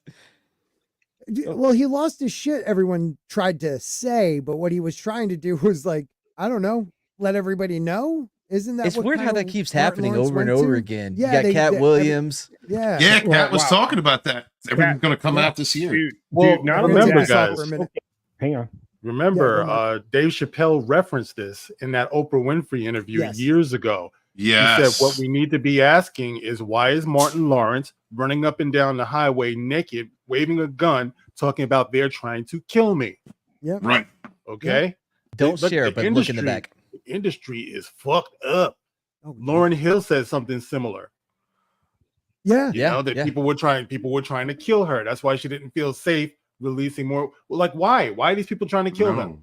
Or why did they believe somebody's trying to kill them? Because they didn't join the Illuma music industry. You know what I mean? If once you take that pill, once you decide to enter, like you said, Mark, once they got you on film, these people look at rappers nowadays. They're all gay devils in their videos. Like, it's the weirdest shit, and it sells. And I don't get it. Well, again, if you negotiate that deal, you get plenty of exposure. Yeah. Exactly. I just want to go over this last part, this last section of it, because it's my favorite. And if anybody wants it, hit me up. I'll send you the link. It's no big deal. Anyway, so Mr. Combs attempts to pass off Mr. Jones to Cuba Gooding Jr. So Mr. Jones believes that P. Diddy was grooming him to pass him off to friends. This fear became reality when P. Diddy introduced Mr. Jones to Cuba Gooding Jr. while they were on P. Diddy's yacht. Wow. During the introduction, this boy come with receipts. Yeah, in 4K, but with a red tint. During the introduction. Where's Puffy's hands going? I mean, they're right at his groping his arms. biceps. Like, oh, look at these. You look. During the introduction, P. Diddy suggested that Cuba get to know Mr. Jones better. He then left him alone in a makeshift studio in the yacht. What? Mr. Jones and his peen. Oh my God. As evidenced by a video of which screenshots are embedded below, Cuba Gooding Jr. began touching, groping, and fondling Mr. Jones's legs, his upper thighs, near his groin, the small of his back, his buttocks, and shoulders. Yeah, dude, this is crazy. Right, Mr. Jones was extremely uncomfortable, proceeded to lean away from Cuba Gooding Jr. Look, I'm sorry, man. You're not just going to rub up on me like that. I don't give a fuck who I work for, who you are. Is this just Cuba Gooding Jr. or Academy Award Oscar winner Cuba Gooding Jr.? Because it might make a difference. It might make a difference to people.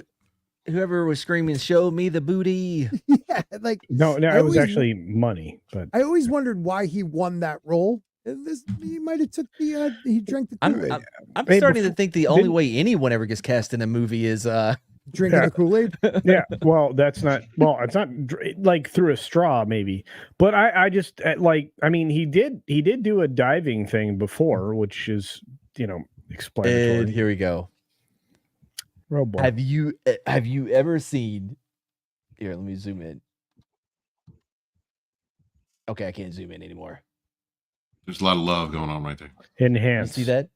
You can see how uncomfortable he is. Like, yeah, we're going to talk about anything except for what is happening with you right now. Yeah, take a look at these tracks. He has the look of, man, as soon as you close your eyes. Is he holding his hand? What is going on? Hold my hand. He's getting closer to him, Scott. What makes me sad is like these are the guys representing like instead of hard work in school, or working your way as a laborer, learning a trade. These are people that all young men, they could be black, they could be white, whatever, that they look up to. Like, that's what I want. I want that music industry. And that's how these freaking vultures get them. It's terrible, man. Am I the only one that thinks Cuba Gooding Jr. looks more like his character in Radio than he does in Jerry Maguire? He looks messed up right now. He looks messed up. I mean, is that coke on his nose? Yeah, he looks fucked up. I mean, they're leading terrible lives, man. Yeah, I'm going to start the show. Here, I'm going to roll through it real quick, and if I say anything worth bringing up, let me know. Let me know. Right. Here, this is what we were just talking about. I mean, I'm a conspiracy theorist to a degree. Ooh. Don't forget, this is before he went against a company that promised him 10%. And because he made too much in his first season, they wouldn't honor that. And they wanted to just offer him $50 million. Yeah, they didn't want to pay the man. Pay the man. This is before that, when he was like the it guy. He was the one everybody wanted to have on their shows. Like when I connect dots that maybe shouldn't be connected, I don't know. But certain dots, like when I see that they put every black man in the movies in a dress at some point in their career, I'll be connecting them down like, wow, these brothers got to wear a dress. This happened to me. I'm doing a movie with Martin. Yeah. The movie's going good. So I walk in the trailer. I'm like, man, this must be the wrong trailer because there's a dress in here. They come in. You see her face? That like Oprah's one of them, No, knows. Yeah. No, she was like, okay, I'm gonna walk this line. Right. I think you should have put on the dress, but I'm gonna. I can't stop you from talking because you're big, right? And but people years will ago, right? Culture years ago, everyone took that as her like, oh, we're going into something naughty, but it's really like, we'll cut the feed because I ain't getting kicked out of the Illuminati. Yeah, I do not. I thought Oprah was fine, and then has anybody seen Stedman in a while, or did she eat him? Yeah, that dude is home like. He can't move. He has to be a statue. If he moves, he gets beaten. Allegedly. They come in. The writer comes in. I think he's the writer. He's like, Dave, listen, we got this hilarious scene where Martin's sneaking out of jail. So he disguises you as a prostitute. And he put this dress on. And what? A prostitute? No, I'm not doing that. I don't feel comfortable with that. That should have been in the discussion. What? You don't feel comfortable with it? I mean, it's a hilarious bit. All the greats have done it. So, well, if all the greats have done it, it's kind of hacky, right? You're right. So why don't we just not do it? Damn. Because I don't feel comfortable wearing a dress. Nailed him. Oh, come on, Dave. Listen, we got it all set up. We're supposed to shoot. Every minute you waste costs this much money. You know, the pressure comes in. He said, I'm not wearing no dress, man. I'm funnier than a dress. Just give me something funny to say. Amen. I don't need to wear no dress to be funny. What am I, Milton Berle? You know, we're going like this. And then finally he's like, and he leaves. And then, like, the director comes, Dave, it really would be great if you wear the dress. What is wrong? What is this, Brokeback Mountain in here? So then, she's sweating. She did not want to laugh at it. Look at that. No. She's like, oh man, this is gonna be. I can't believe I laughed at it. Yeah, that's what she's thinking. Oh God, yeah, the great owl's gonna beat me for this one. Thank God it was back then. Yeah, right. And wear the dress. I don't want to wear the dress. I want to wear this dress. You know what I mean? This is, oh gosh, this guy's so difficult. They leave. Now the producers come on, David would be so great. I mean, and then I started thinking about it. All the comics that I've seen, man, you know, strong brothers, why they be putting us in these dresses? But the minute it was clear, I was adamant, I'm not wearing a dress. I'm not wearing the dress. All right, fine. Think of something else. Guy comes back 10 minutes later, the whole new scene. Damn, how did you write the scene so fast? Right. You know, it's like, so you got to take a sting. Amen. Amen. Big Mama's house, look.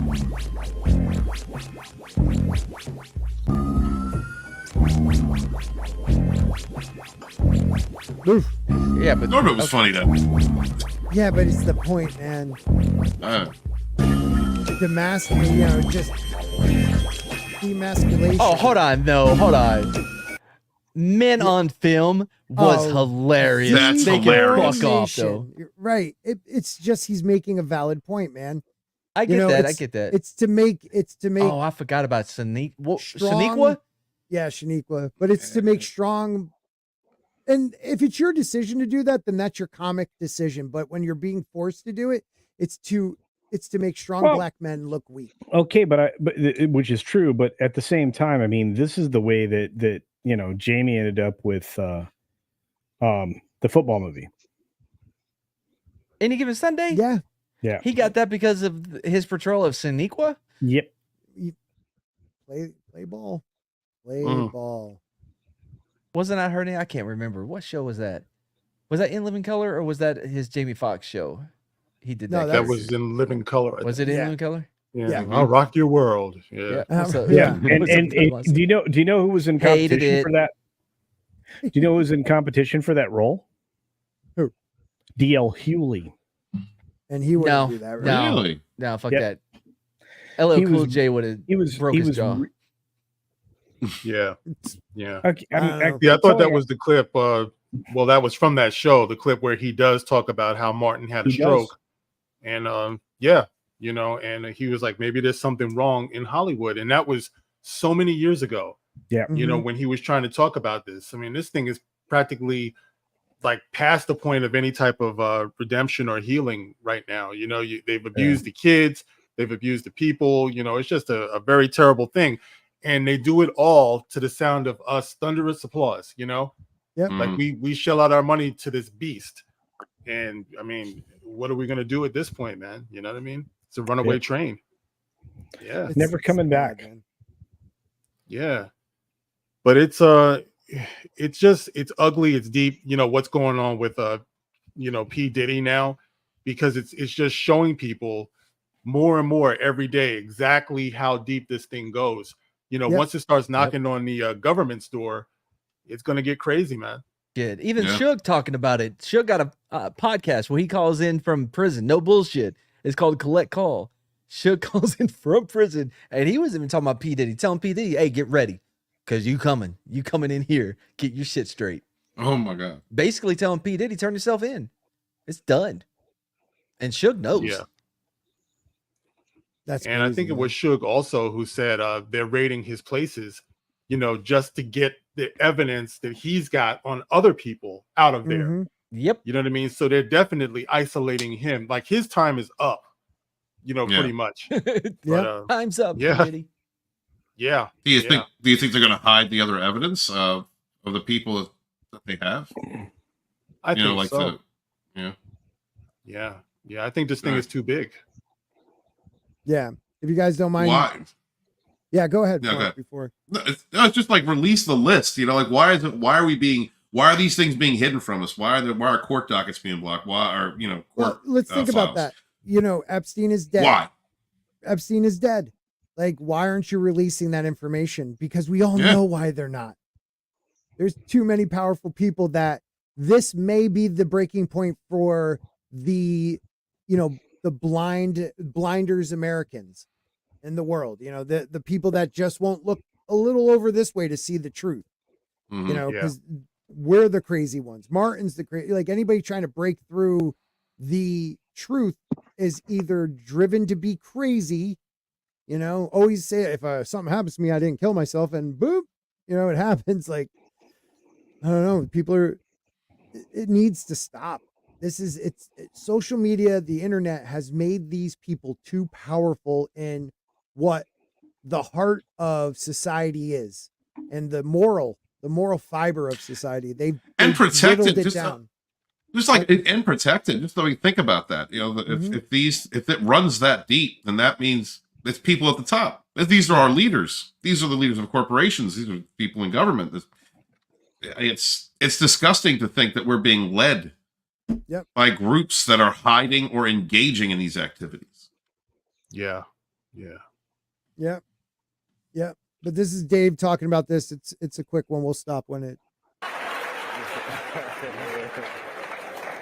When Martin Lawrence was in that chair, we talked about Blue Streak. I love it. He played a role in your life, I believe. How do you feel about him as a person, as an artist? Martin Lawrence is the guy that showed everybody you can make it from D.C. to Hollywood.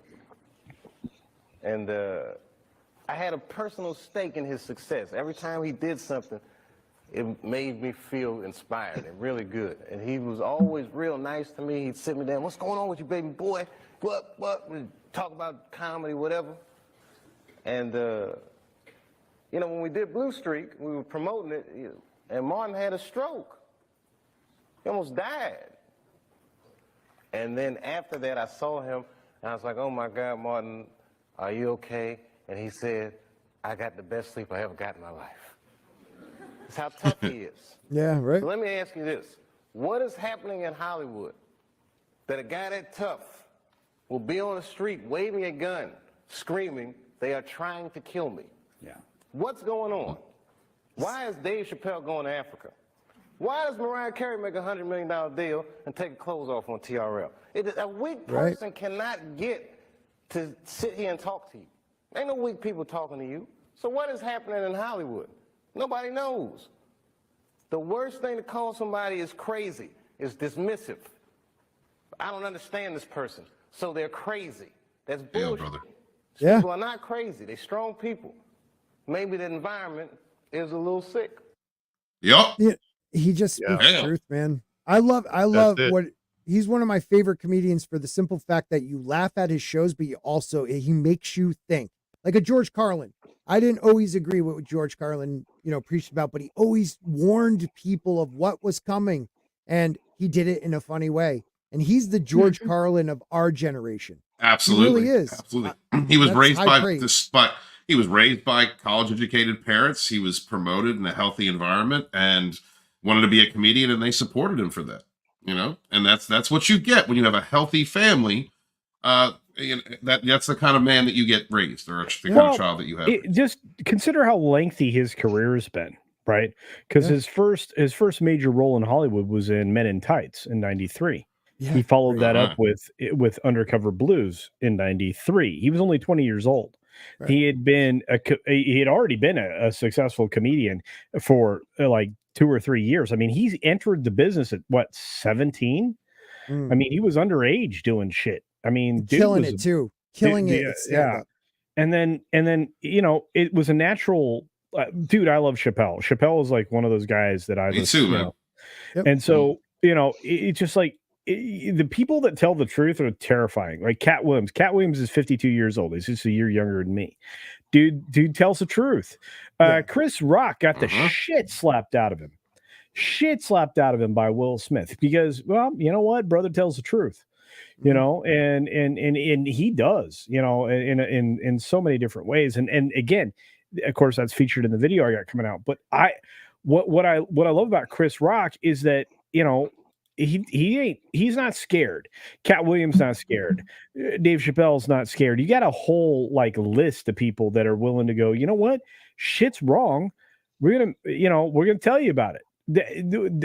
I dare at motherfuckers to come out and do that, you know, and I don't curse a whole lot. But yeah, go ahead. I'm sorry, Mark. Yeah. Well, I just wanted to build off what you said because Cat Williams, what fuels him, you know, in that interview that he had with what's his name, Shannon Sharp. Shay Shay. Club Shay Shay. Yeah. You know, he was saying that the reasons why he says what he says and he's not scared to say it is because in the face of, and people kind of like acted like he was kind of arrogant to say this, but I totally got it. He was saying in the face of real talent, why would you sit back and let people who are not talented, people who are liars, get away with what they're doing? You know what I mean? When you have the power as a talented person, as a truth teller, to actually blow up what they're doing, their narrative, you know, and expose it for what it is. So in other words, like I remember when I first started thinking that there was something wrong, and this is gonna, I mean, I'm not even trying to throw shade, but when Beyonce blew the hell up, right? And I cannot stand Beyonce, right? Like I can understand that she's had some hits, okay? I think what was it? Crazy in Love was okay and everything like that. But why was she given the world? You know what I mean? It's like it's like if you're like some young kid, maybe you wouldn't understand that, you know. But listen, I got grades, man. It's like I came up at a time when we had Whitney Houston, we had Mariah Carey, we had Tina Marie, we had Regina Bell, we had Phyllis Hyman. It's like all of these ultra super talented singers. Beyonce comes along and it's like she's the queen of everything. Aretha Franklin, you know what I mean? Like Lady Beyonce, Gaga, you know, like, but Mark, but she is it. But Mark, you know music, right? Well, the minute they went to the ability to be able to recreate like the perfect set of chords to be a hit, be a computer, I mean, and auto-tune, shit got sideways, man. You didn't know who had real talent. We still don't. No. You know, I mean, like if somebody walks up to a microphone, you know, dead cold, right? That doesn't happen very often. But somebody walks up to a mic dead cold and can like sit, she's fucking awesome. But there's not a lot of people out there that can roll up to a microphone dead cold, no effects, nothing, and just boom.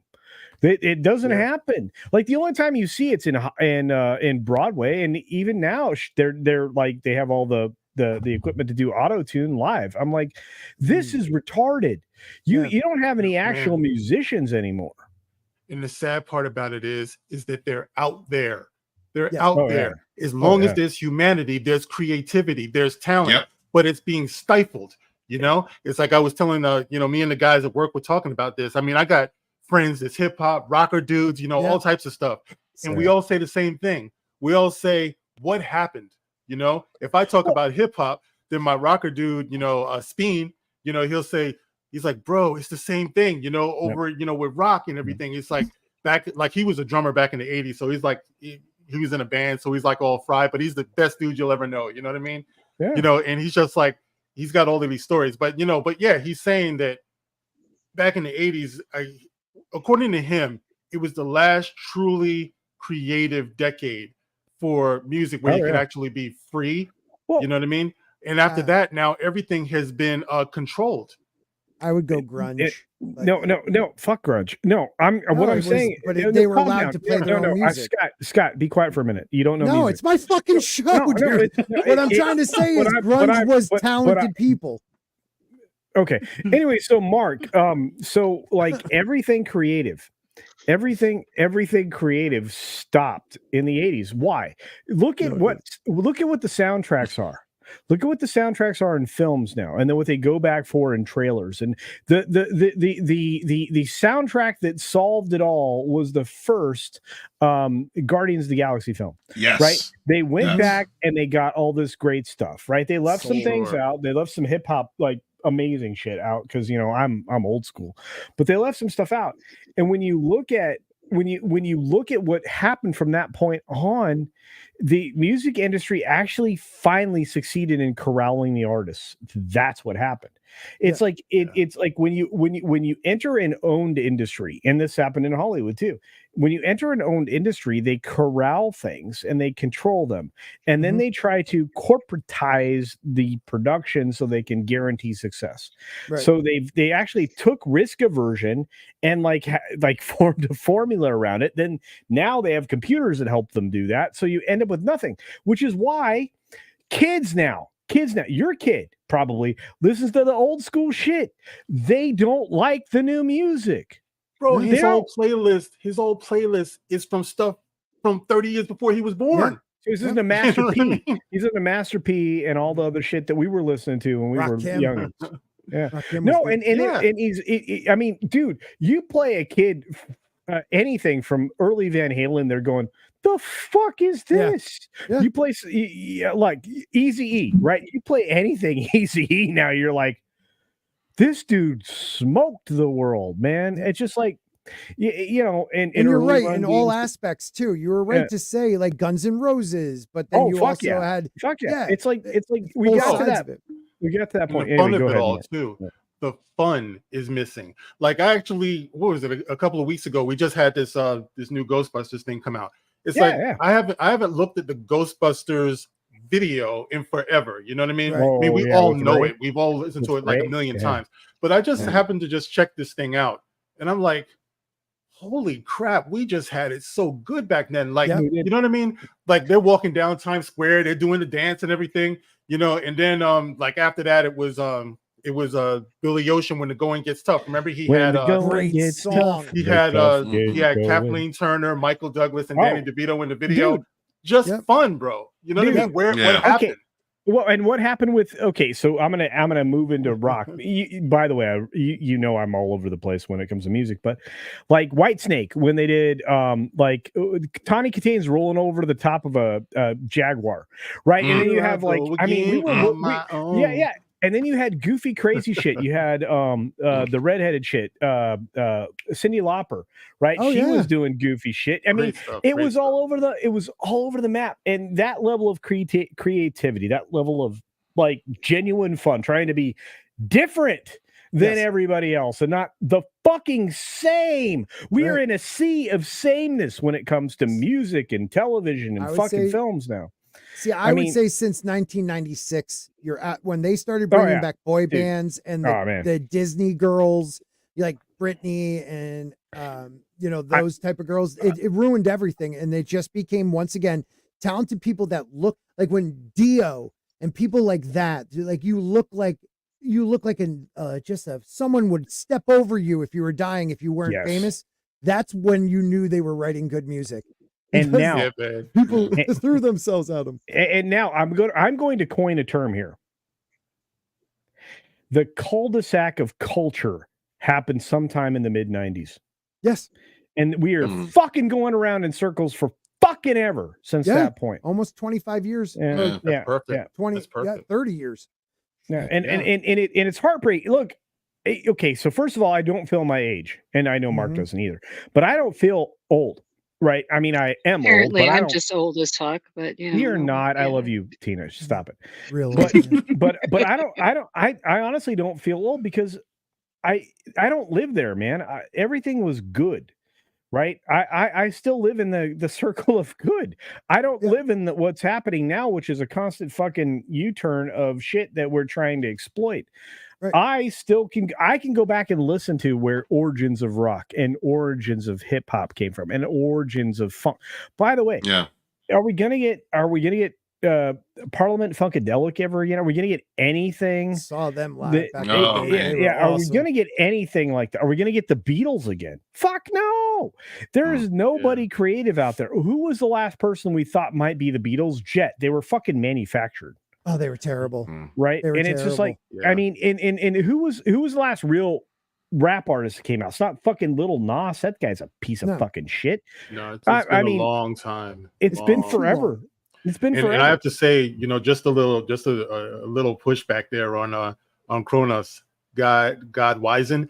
You know, the problem is rap. You know, I would agree with half of that because a lot happened after rap, that did tear everything up. I mean, R&B went to shit, and like you said, a lot of the attitude came in, and you saw it cross over into pop. Backstreet rock. Boys had to have a little bit of street on them, otherwise they would be soft. But I mean, and it's a shame because hip hop in its original form, it was a lot of expression. It was like I used to write rhymes too. It's like you couldn't be like the other person. You had to put your flows together right. You had to, the way you presented yourself had to be different. Right. Yeah. Rakim was amazing. All right. Yeah, but you hang out with a guy that still writes rhymes, right? I mean, not a lot of people do that because Abu Nas writes I shit. still do too. It's still in me. No, Abu he's an animal. I know he is, but it's just like it's one of the reasons why I love the show, right? It's one of the reasons that like I'll hide in the back and not say nothing. It's because y'all been spitting forever, and I don't get it, man. There's so much talent in the world, and now we've driven it into such a myopic point that nobody's exposed to the world. Like, you have to be like just the most aggressive, rebellious person on the planet. Now, look, I don't want to throw a lot of like praise this guy's way, but Tom McDonald's like one of the guys. I'm looking for other people that do that. Yeah. And again, I hate promoting him over somebody else, but there's not somebody else. There isn't. Well, it's funny because as a black guy, it was very interesting to me. You're black. To me. He's magical. After a while. Oh, okay. No, I wish I had sparkle. Yeah, but the point is that there came a time when I was like, these white guys that came into hip hop, I'm starting to feel them more than I'm feeling the so-called street dudes, the original dudes, because they're just fucking ignorant. You know what I mean? Yeah. And it's like when Eminem showed up, he did this wordplay that was insane, right? Yes. And he made everybody else look like freaking retards. He did. And my thing was, as someone who used to write rhymes, and Abu would say the same thing, that was their fault because they allowed themselves to get so damn lazy. Complacent. It's so stupid. And Eminem is a student of Rakim. He's a student of Cool G Rap. Perfect. And he's a great big student of his life's experience. So he represented that to great effect. And that used to be what the art form was about. Right. So he just embarrassed everybody. And it is when the music industry first saw NWA, they were scared, but then when they realized they could sell albums, they wanted everybody to be gangster rap. They're the reason why people got killed in the 90s because of the East Coast, West Coast bullshit. Like, it, to me, rap is something that is about expressing your life, just like any music, where you're coming from, your own experiences, and they've lost that to just, real quick, just it's the social media rap, I call it now, because it's all about how it looks, not about the promotion. Content, it's but promotion. how you look in promotion, right? The classics didn't need to swear, dude. They didn't need to swear. They didn't need to say anything. Like, they didn't use the N-word. It was all about art. It was all a style. Yep. And if you did it in a clever way. There was an old joint back in the day from Heavy D called "Don't Curse," right? Specifically about that. And the whole song was about them finding clever ways to get around cursing. So it was just a lot of fun. And the same thing went with rock, like I said before. Like little known secret, like back in the 80s and stuff like that, a lot of those black kids from those like hip hop streets, we loved Van Halen. You know what I mean? It's like we loved White Snake. We loved those things. And we came together with our white brothers at the roller rinks. We might mix it up a little bit, but after we mixed it up, it was cool. You know what I mean? And that's the way it was. That's why it was such a special time. Well, okay, go way back to Led Zeppelin, right? And like, squeeze my lemon till the juice runs down my leg. Yeah. What okay, so it's like a poetry. And then rap came along and they could do it just as well, if not better. Right. You talked about like social situations in a way that broke things down. Like there are like probably 10 or 15 Eazy-E, rhymes I could go straight through because I that spoke to me. Shit spoke to you. There's nothing speaks to you. Lizzo does not speak to me. Her fucking fat ass speaks to fucking like indulgence and death. Crystal flute. Like, she got to play a presidential crystal flute, and then she shoved it. Where did she shove it? Reportedly. Fuck that bitch. But, I'm gonna get a drink. Yeah, no, it's one of those things, man. And I personally think the 90s were the end when grunge kind of made rock sad. They did, but they still were their own thing. They were their own thing. Alice in Chains, one of my favorite groups of all time. I always talk about my first experience with Nirvana was in New York at Webster Hall. Webster Hall Club was a 5-floor club in New York. And each floor was dedicated to a different genre of music, you know, and me and my friends were there for like the hip hop, which was probably in the basement. I don't know. So we were down there and I think I was trying to find the restroom or something like that. Yeah. And I'm going upstairs and I'm hearing these kids going crazy, you know, and I'm like, yo, because I love energy. You know what I mean? I'm like, what is this? What is this? And I go up there and I'm hearing, here we are now, entertain us, and everyone's just losing their minds. This is like right when it's starting to break, you know.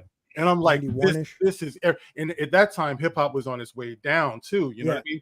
So I'm like, I'm loving this because I haven't felt that energy in so long. You know, like when hip hop was new, you know. But this was what was coming now, and I just loved it. But like you're right, Scott, because that was probably the last time I felt something like that. Just something that moves you, right? Yeah, I'm with you, man. Like, even though it was like everyone called it depressing and it was this, dude, Alice in Chains, Man in the Hole. The album Dirt is one of the best albums of all time. And it's just talking about, their drug addiction, their lifestyle, their pain. And it was just so good with an angelic voice of Dave and freaking Lane's like weird voice. It was just great shit. Well, Alice in Chains, I mean, up until the Black Album, Metallica was good, but I mean, I was listening to all, again, I'm an eclectic guy. I love to listen to everything. And so like I listened to everything, and grunge definitely had its place. And the first Green Day album that was widely available was good, but the problem is that they turned into shitheads. Exactly. Sold out. This is the problem. If you get into the business saying I don't want to sell out, and then you sell out, you're a piece of shit. And the worst thing about it, Culture, is that this is the easiest time in music history to promote yourself, put your own music out. Well, again, so my son does. I hate to use, exactly. I hate to use like Church or Tom McDonald or anybody else, but they're doing that, right? I mean, when you're getting millions of hits and sales off of social media stuff and YouTube and Spotify and Blow Me or whatever the fuck else is out there, but you get all those hits, man. You're doing something right, and the industry's like, we can't do that because then it's not within the barriers of the message, and you don't sound the same. And I'm like, stop fucking sounding the same. Yeah, amen, man. Beatles in every iteration, every single album the Beatles released, it was different. Yeah. It sounded different every time. You go like Rubber Soul. Oh. Yeah, and then they went fucking psychedelic on you. You're like, the fuck just happened? I mean, like, I watch shows, and I listen to music that are classics, right? Same here. So the last classic show, I'm going to tell you right now, the last classic epic television show that's out there was Mad Men on AMC. And it's because it grew. Every generation it represented properly. It did it in not only the visuals, the aesthetics that you were seeing, but it also did it in the music that you were listening to. And they carried everything forward, and they transitioned all these generations. You saw an evolution of a company, sure. You saw an evolution of all these characters, sure. But at the same time, you saw the evolution of American culture at the same time. No other show outside of maybe MASH going, and that was retardedly long compared to the war length. But outside of that, you didn't see that transition of culture that did that perfectly. In fact, that's a good way of putting it, man. There's one episode that will speak to everybody in that show. It's called Shut the Door and Have a Seat. There are multiple YouTube videos made on that particular video. It was the most influential thing that you'll ever find because it speaks to everybody, because that episode is about transition from this point to this point. Whether it's about growing up, from an adolescent to an adult, whether it's everything speaks to that significant transition to an awakening of consciousness, whatever you want to call it. So, and that's what music is supposed to do. Every generation's music is supposed to be about a cultural transition. We grew, and this is how we did it. We grew. We fought because we were here and we got to here. And then the next generation does the same thing. And then that happens. We stopped. Yes. We stopped in the mid-90s. And I don't care. Argue with me. You won't. You can't. But mid-90s is a good way to put it. That's a perfect spot. When you were getting your drink, Mark and I agreed. It was like right there, Backstreet Boys. Madonna was selling out, even though she was like, I felt like the beginning of the end. She was that material girl. Yeah, she was the material. Exactly. She just ran whatever the top music, was about to be. She wanted to just ride that wave until plastic surgery. She looked forward. She looked forward 2 years in her entire career. That's it. That's all she did. Real quick, Mr. Tickle Trunk Canadian 5, thank you very much, sir. I appreciate it. Every good artist you need is independent right now, and he's absolutely right. No offense, but I think the problem is that you expect labels to feed your music. It's out there. That's exactly what we just said. Another 5, man. You are killing it. Thank you. I don't even like rap, but I even listen to Tom McDonald, Dax, NF, and Token. They're all independent. You just have to work to find them. And by the way, my boy, go ahead. Mr. Grant Gregory.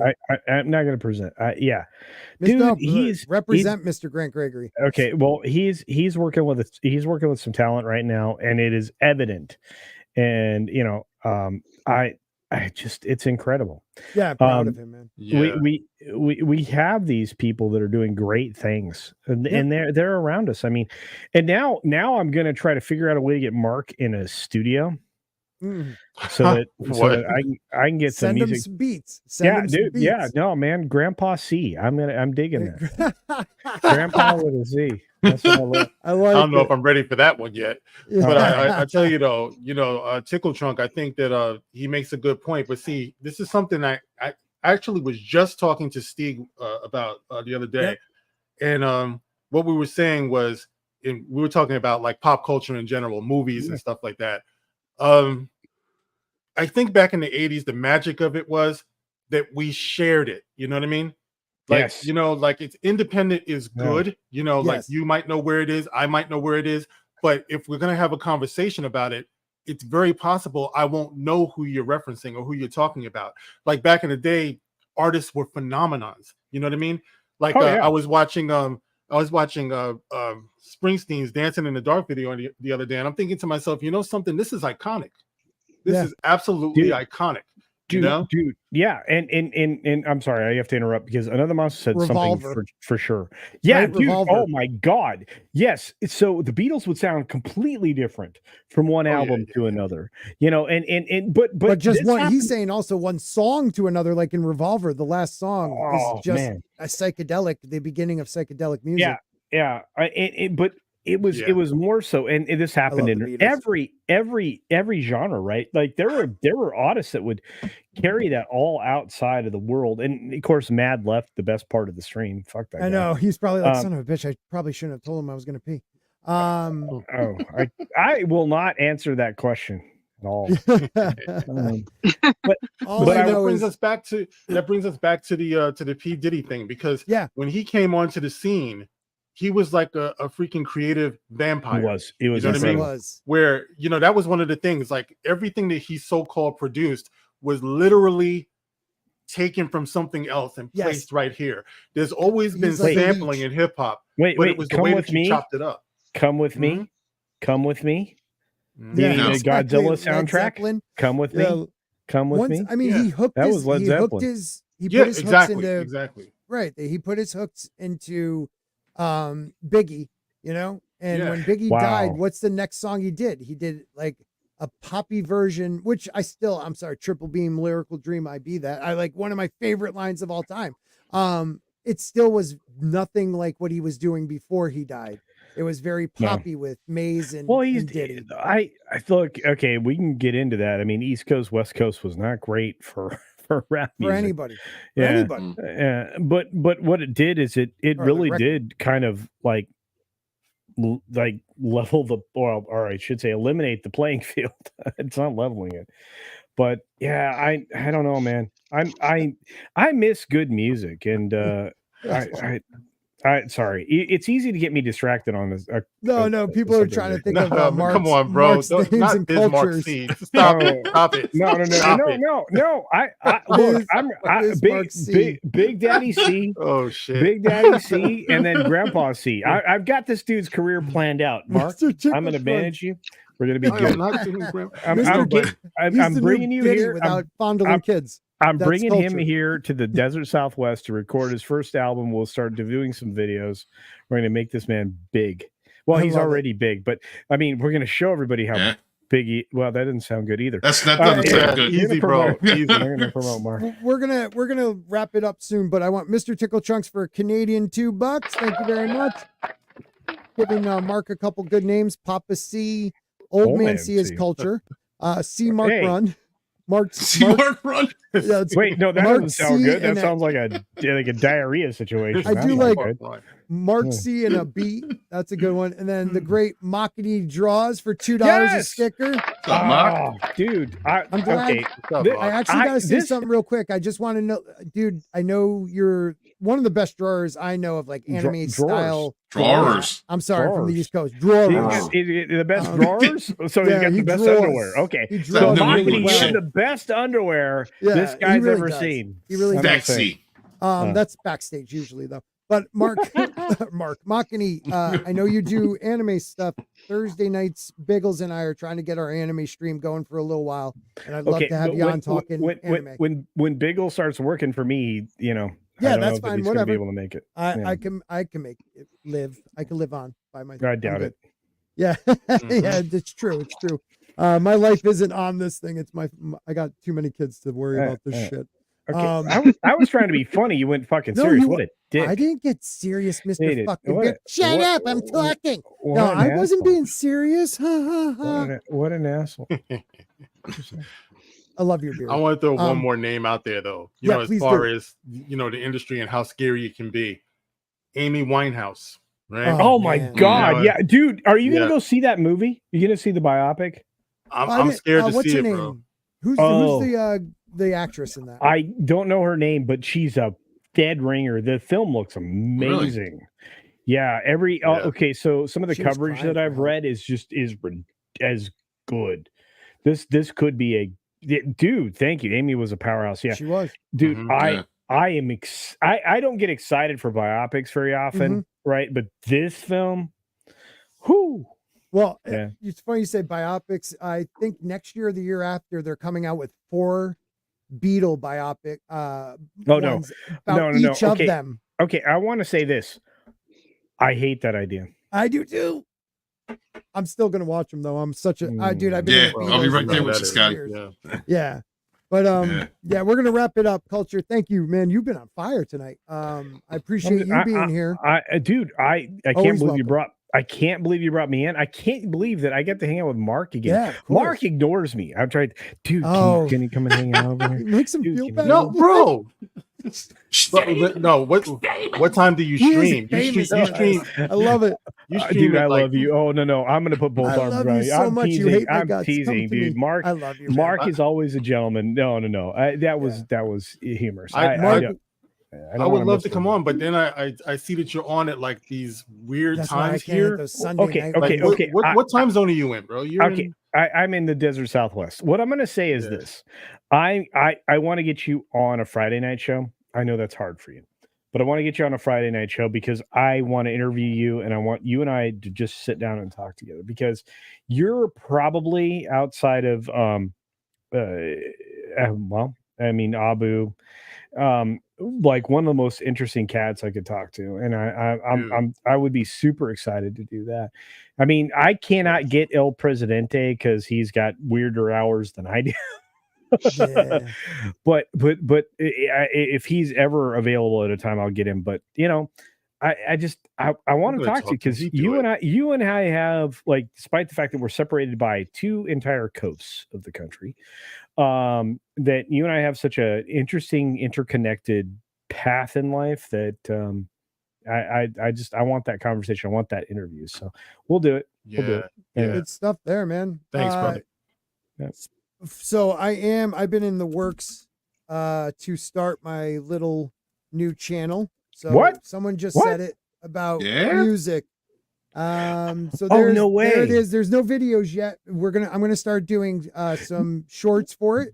Oh wow. That's why I live stream here and do videos for that channel. I was such a dick. I was such a dick to you earlier. Well, I haven't told you yet. We haven't talked in a little bit. So I was gonna tell you backstage, but someone brought up need to start a music channel, and I'd love when I do a live stream on there to have you guys on because you guys know music. I love music. It can get heated. It can be fun. I love that shit. So please make sure you guys subscribe to Sporking Records. I'd appreciate it. You guys all rock. Mark, thank you for being here, sir. Please plug something because your videos have been fire lately. Yeah, you are in fuego. Killing it. Yeah, go Mark. Yeah, I appreciate that. You know, just Mark would have seen come by the channel and see me do what I do. I suck at doing this type of thing. It's like I'm out there. Find me. Actually, I'm about to jump over to Yellow Flash. Yeah, he invited me to be on. So if anybody wants to come over there too. Okay, tell him thanks for the invite tonight. I will. I used to be on. I used to be on Yellow Flash. I don't know why I'm not now, but it's fine. He's got a million people on that panel, bro. I know. It'd be like, look, I'm gonna get laid tonight, so there Yellow Flash can kiss me. You know what I'm there saying? You go. Hey, all right. Thank you for being here, Mark. Check Mark out. Did I say that out loud? Yeah, you did. That was awesome. Yeah. Have you been drinking? And then Walton in his growing channel. Walton in his growing channel. Where can they find you, Walt? Wait. Wow, Walton said fuck you. Okay. No, wait, it was Walton. Mark. That was Mark said fuck you. Okay, well, no. Unfortunately, Walton's still here. Go ahead. Yeah, no, it's unfortunate. Thank you guys so much for being here. Please make sure to smash the like. Come back after the stream and leave a comment. It helps with the algorithm. Make sure to support your independent creators out there. They're making comics, making books, making channels. And if you have a voice and you want it heard, make sure to create a channel and make that voice heard. Support your independent creators. It's very, very important. I am Lodonis, Ravenwolf, Dragonstorm, Ysir, and Sage.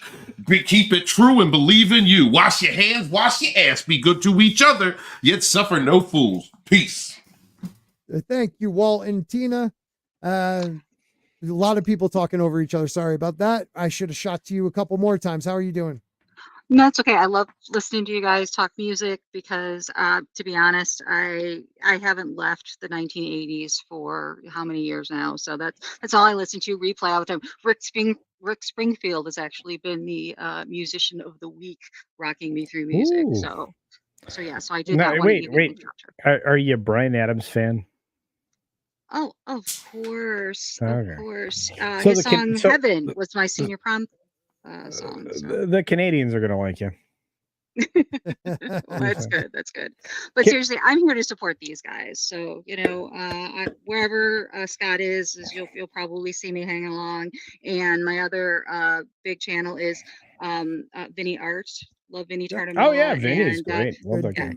He definitely wants to have Scott on the show, so I've got to make that happen. Let's work that out. So, Yeah, no, you used to show up in my chat, not so much anymore. It's been hard to work has been really hard for a while now, and my freedom finally comes on Monday, so I expect to be able to do like videos of my own again sometime soon, as well as show up in more streams. You know what? Your freedom is showing up, and I'm going to say I won't let you down, and I won't give you up. Well, anyway, so you just rickrolled them.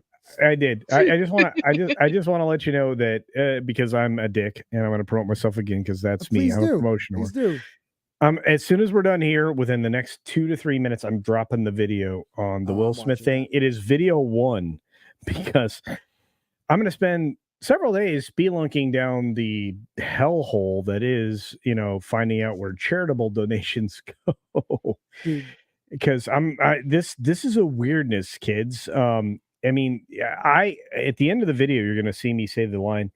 This is like eerily familiar to like Oprah / The Rock in Maui line. That's terrifying. It's weirdness sauce. So yeah. Yeah. Well, thank you, guys. Make sure you guys check it out. You want to drop the link so they have it before we leave. Wait. One more thing. Yeah. Yeah, one more thing, Scotty. I'm sorry, guys. If you're interested in conspiracy theory, spiritual topics, please check out Immortal Coil tonight, 2 a.m. Savage Spirituality, and come check out The Sage and the Savage tomorrow on Lodanis Dragonstorm, 9 p.m. Eastern Standard Time. Thank you. Thank you, Nicely guys. done. Thank you, everybody, for being here tonight. We will update. I'll have to talk to my my partner in crime. Sometimes Mr. Grant Gregory does help me out. So when he has time after you and everybody else, but he's one of the best out there. Well, I actually pay him. So yeah. I used to pay him too. But that's what happens when your channel starts dying. But hey, it's all fun. And make a video. Okay, yeah, sorry. I will. Sporking Records. Make sure you check that out because this channel's dead. Now, thank you to the new 100 subscribers. If you guys are new here and haven't subscribed, please do like, share, and make sure you guys come back and comment the minute this is over so it helps the algorithm. Thank you. It really does. Thank you, Culture. Thank you, Walton. Thank you, Tina. Man. Love you guys. Have a great night. We will hopefully update this list next week.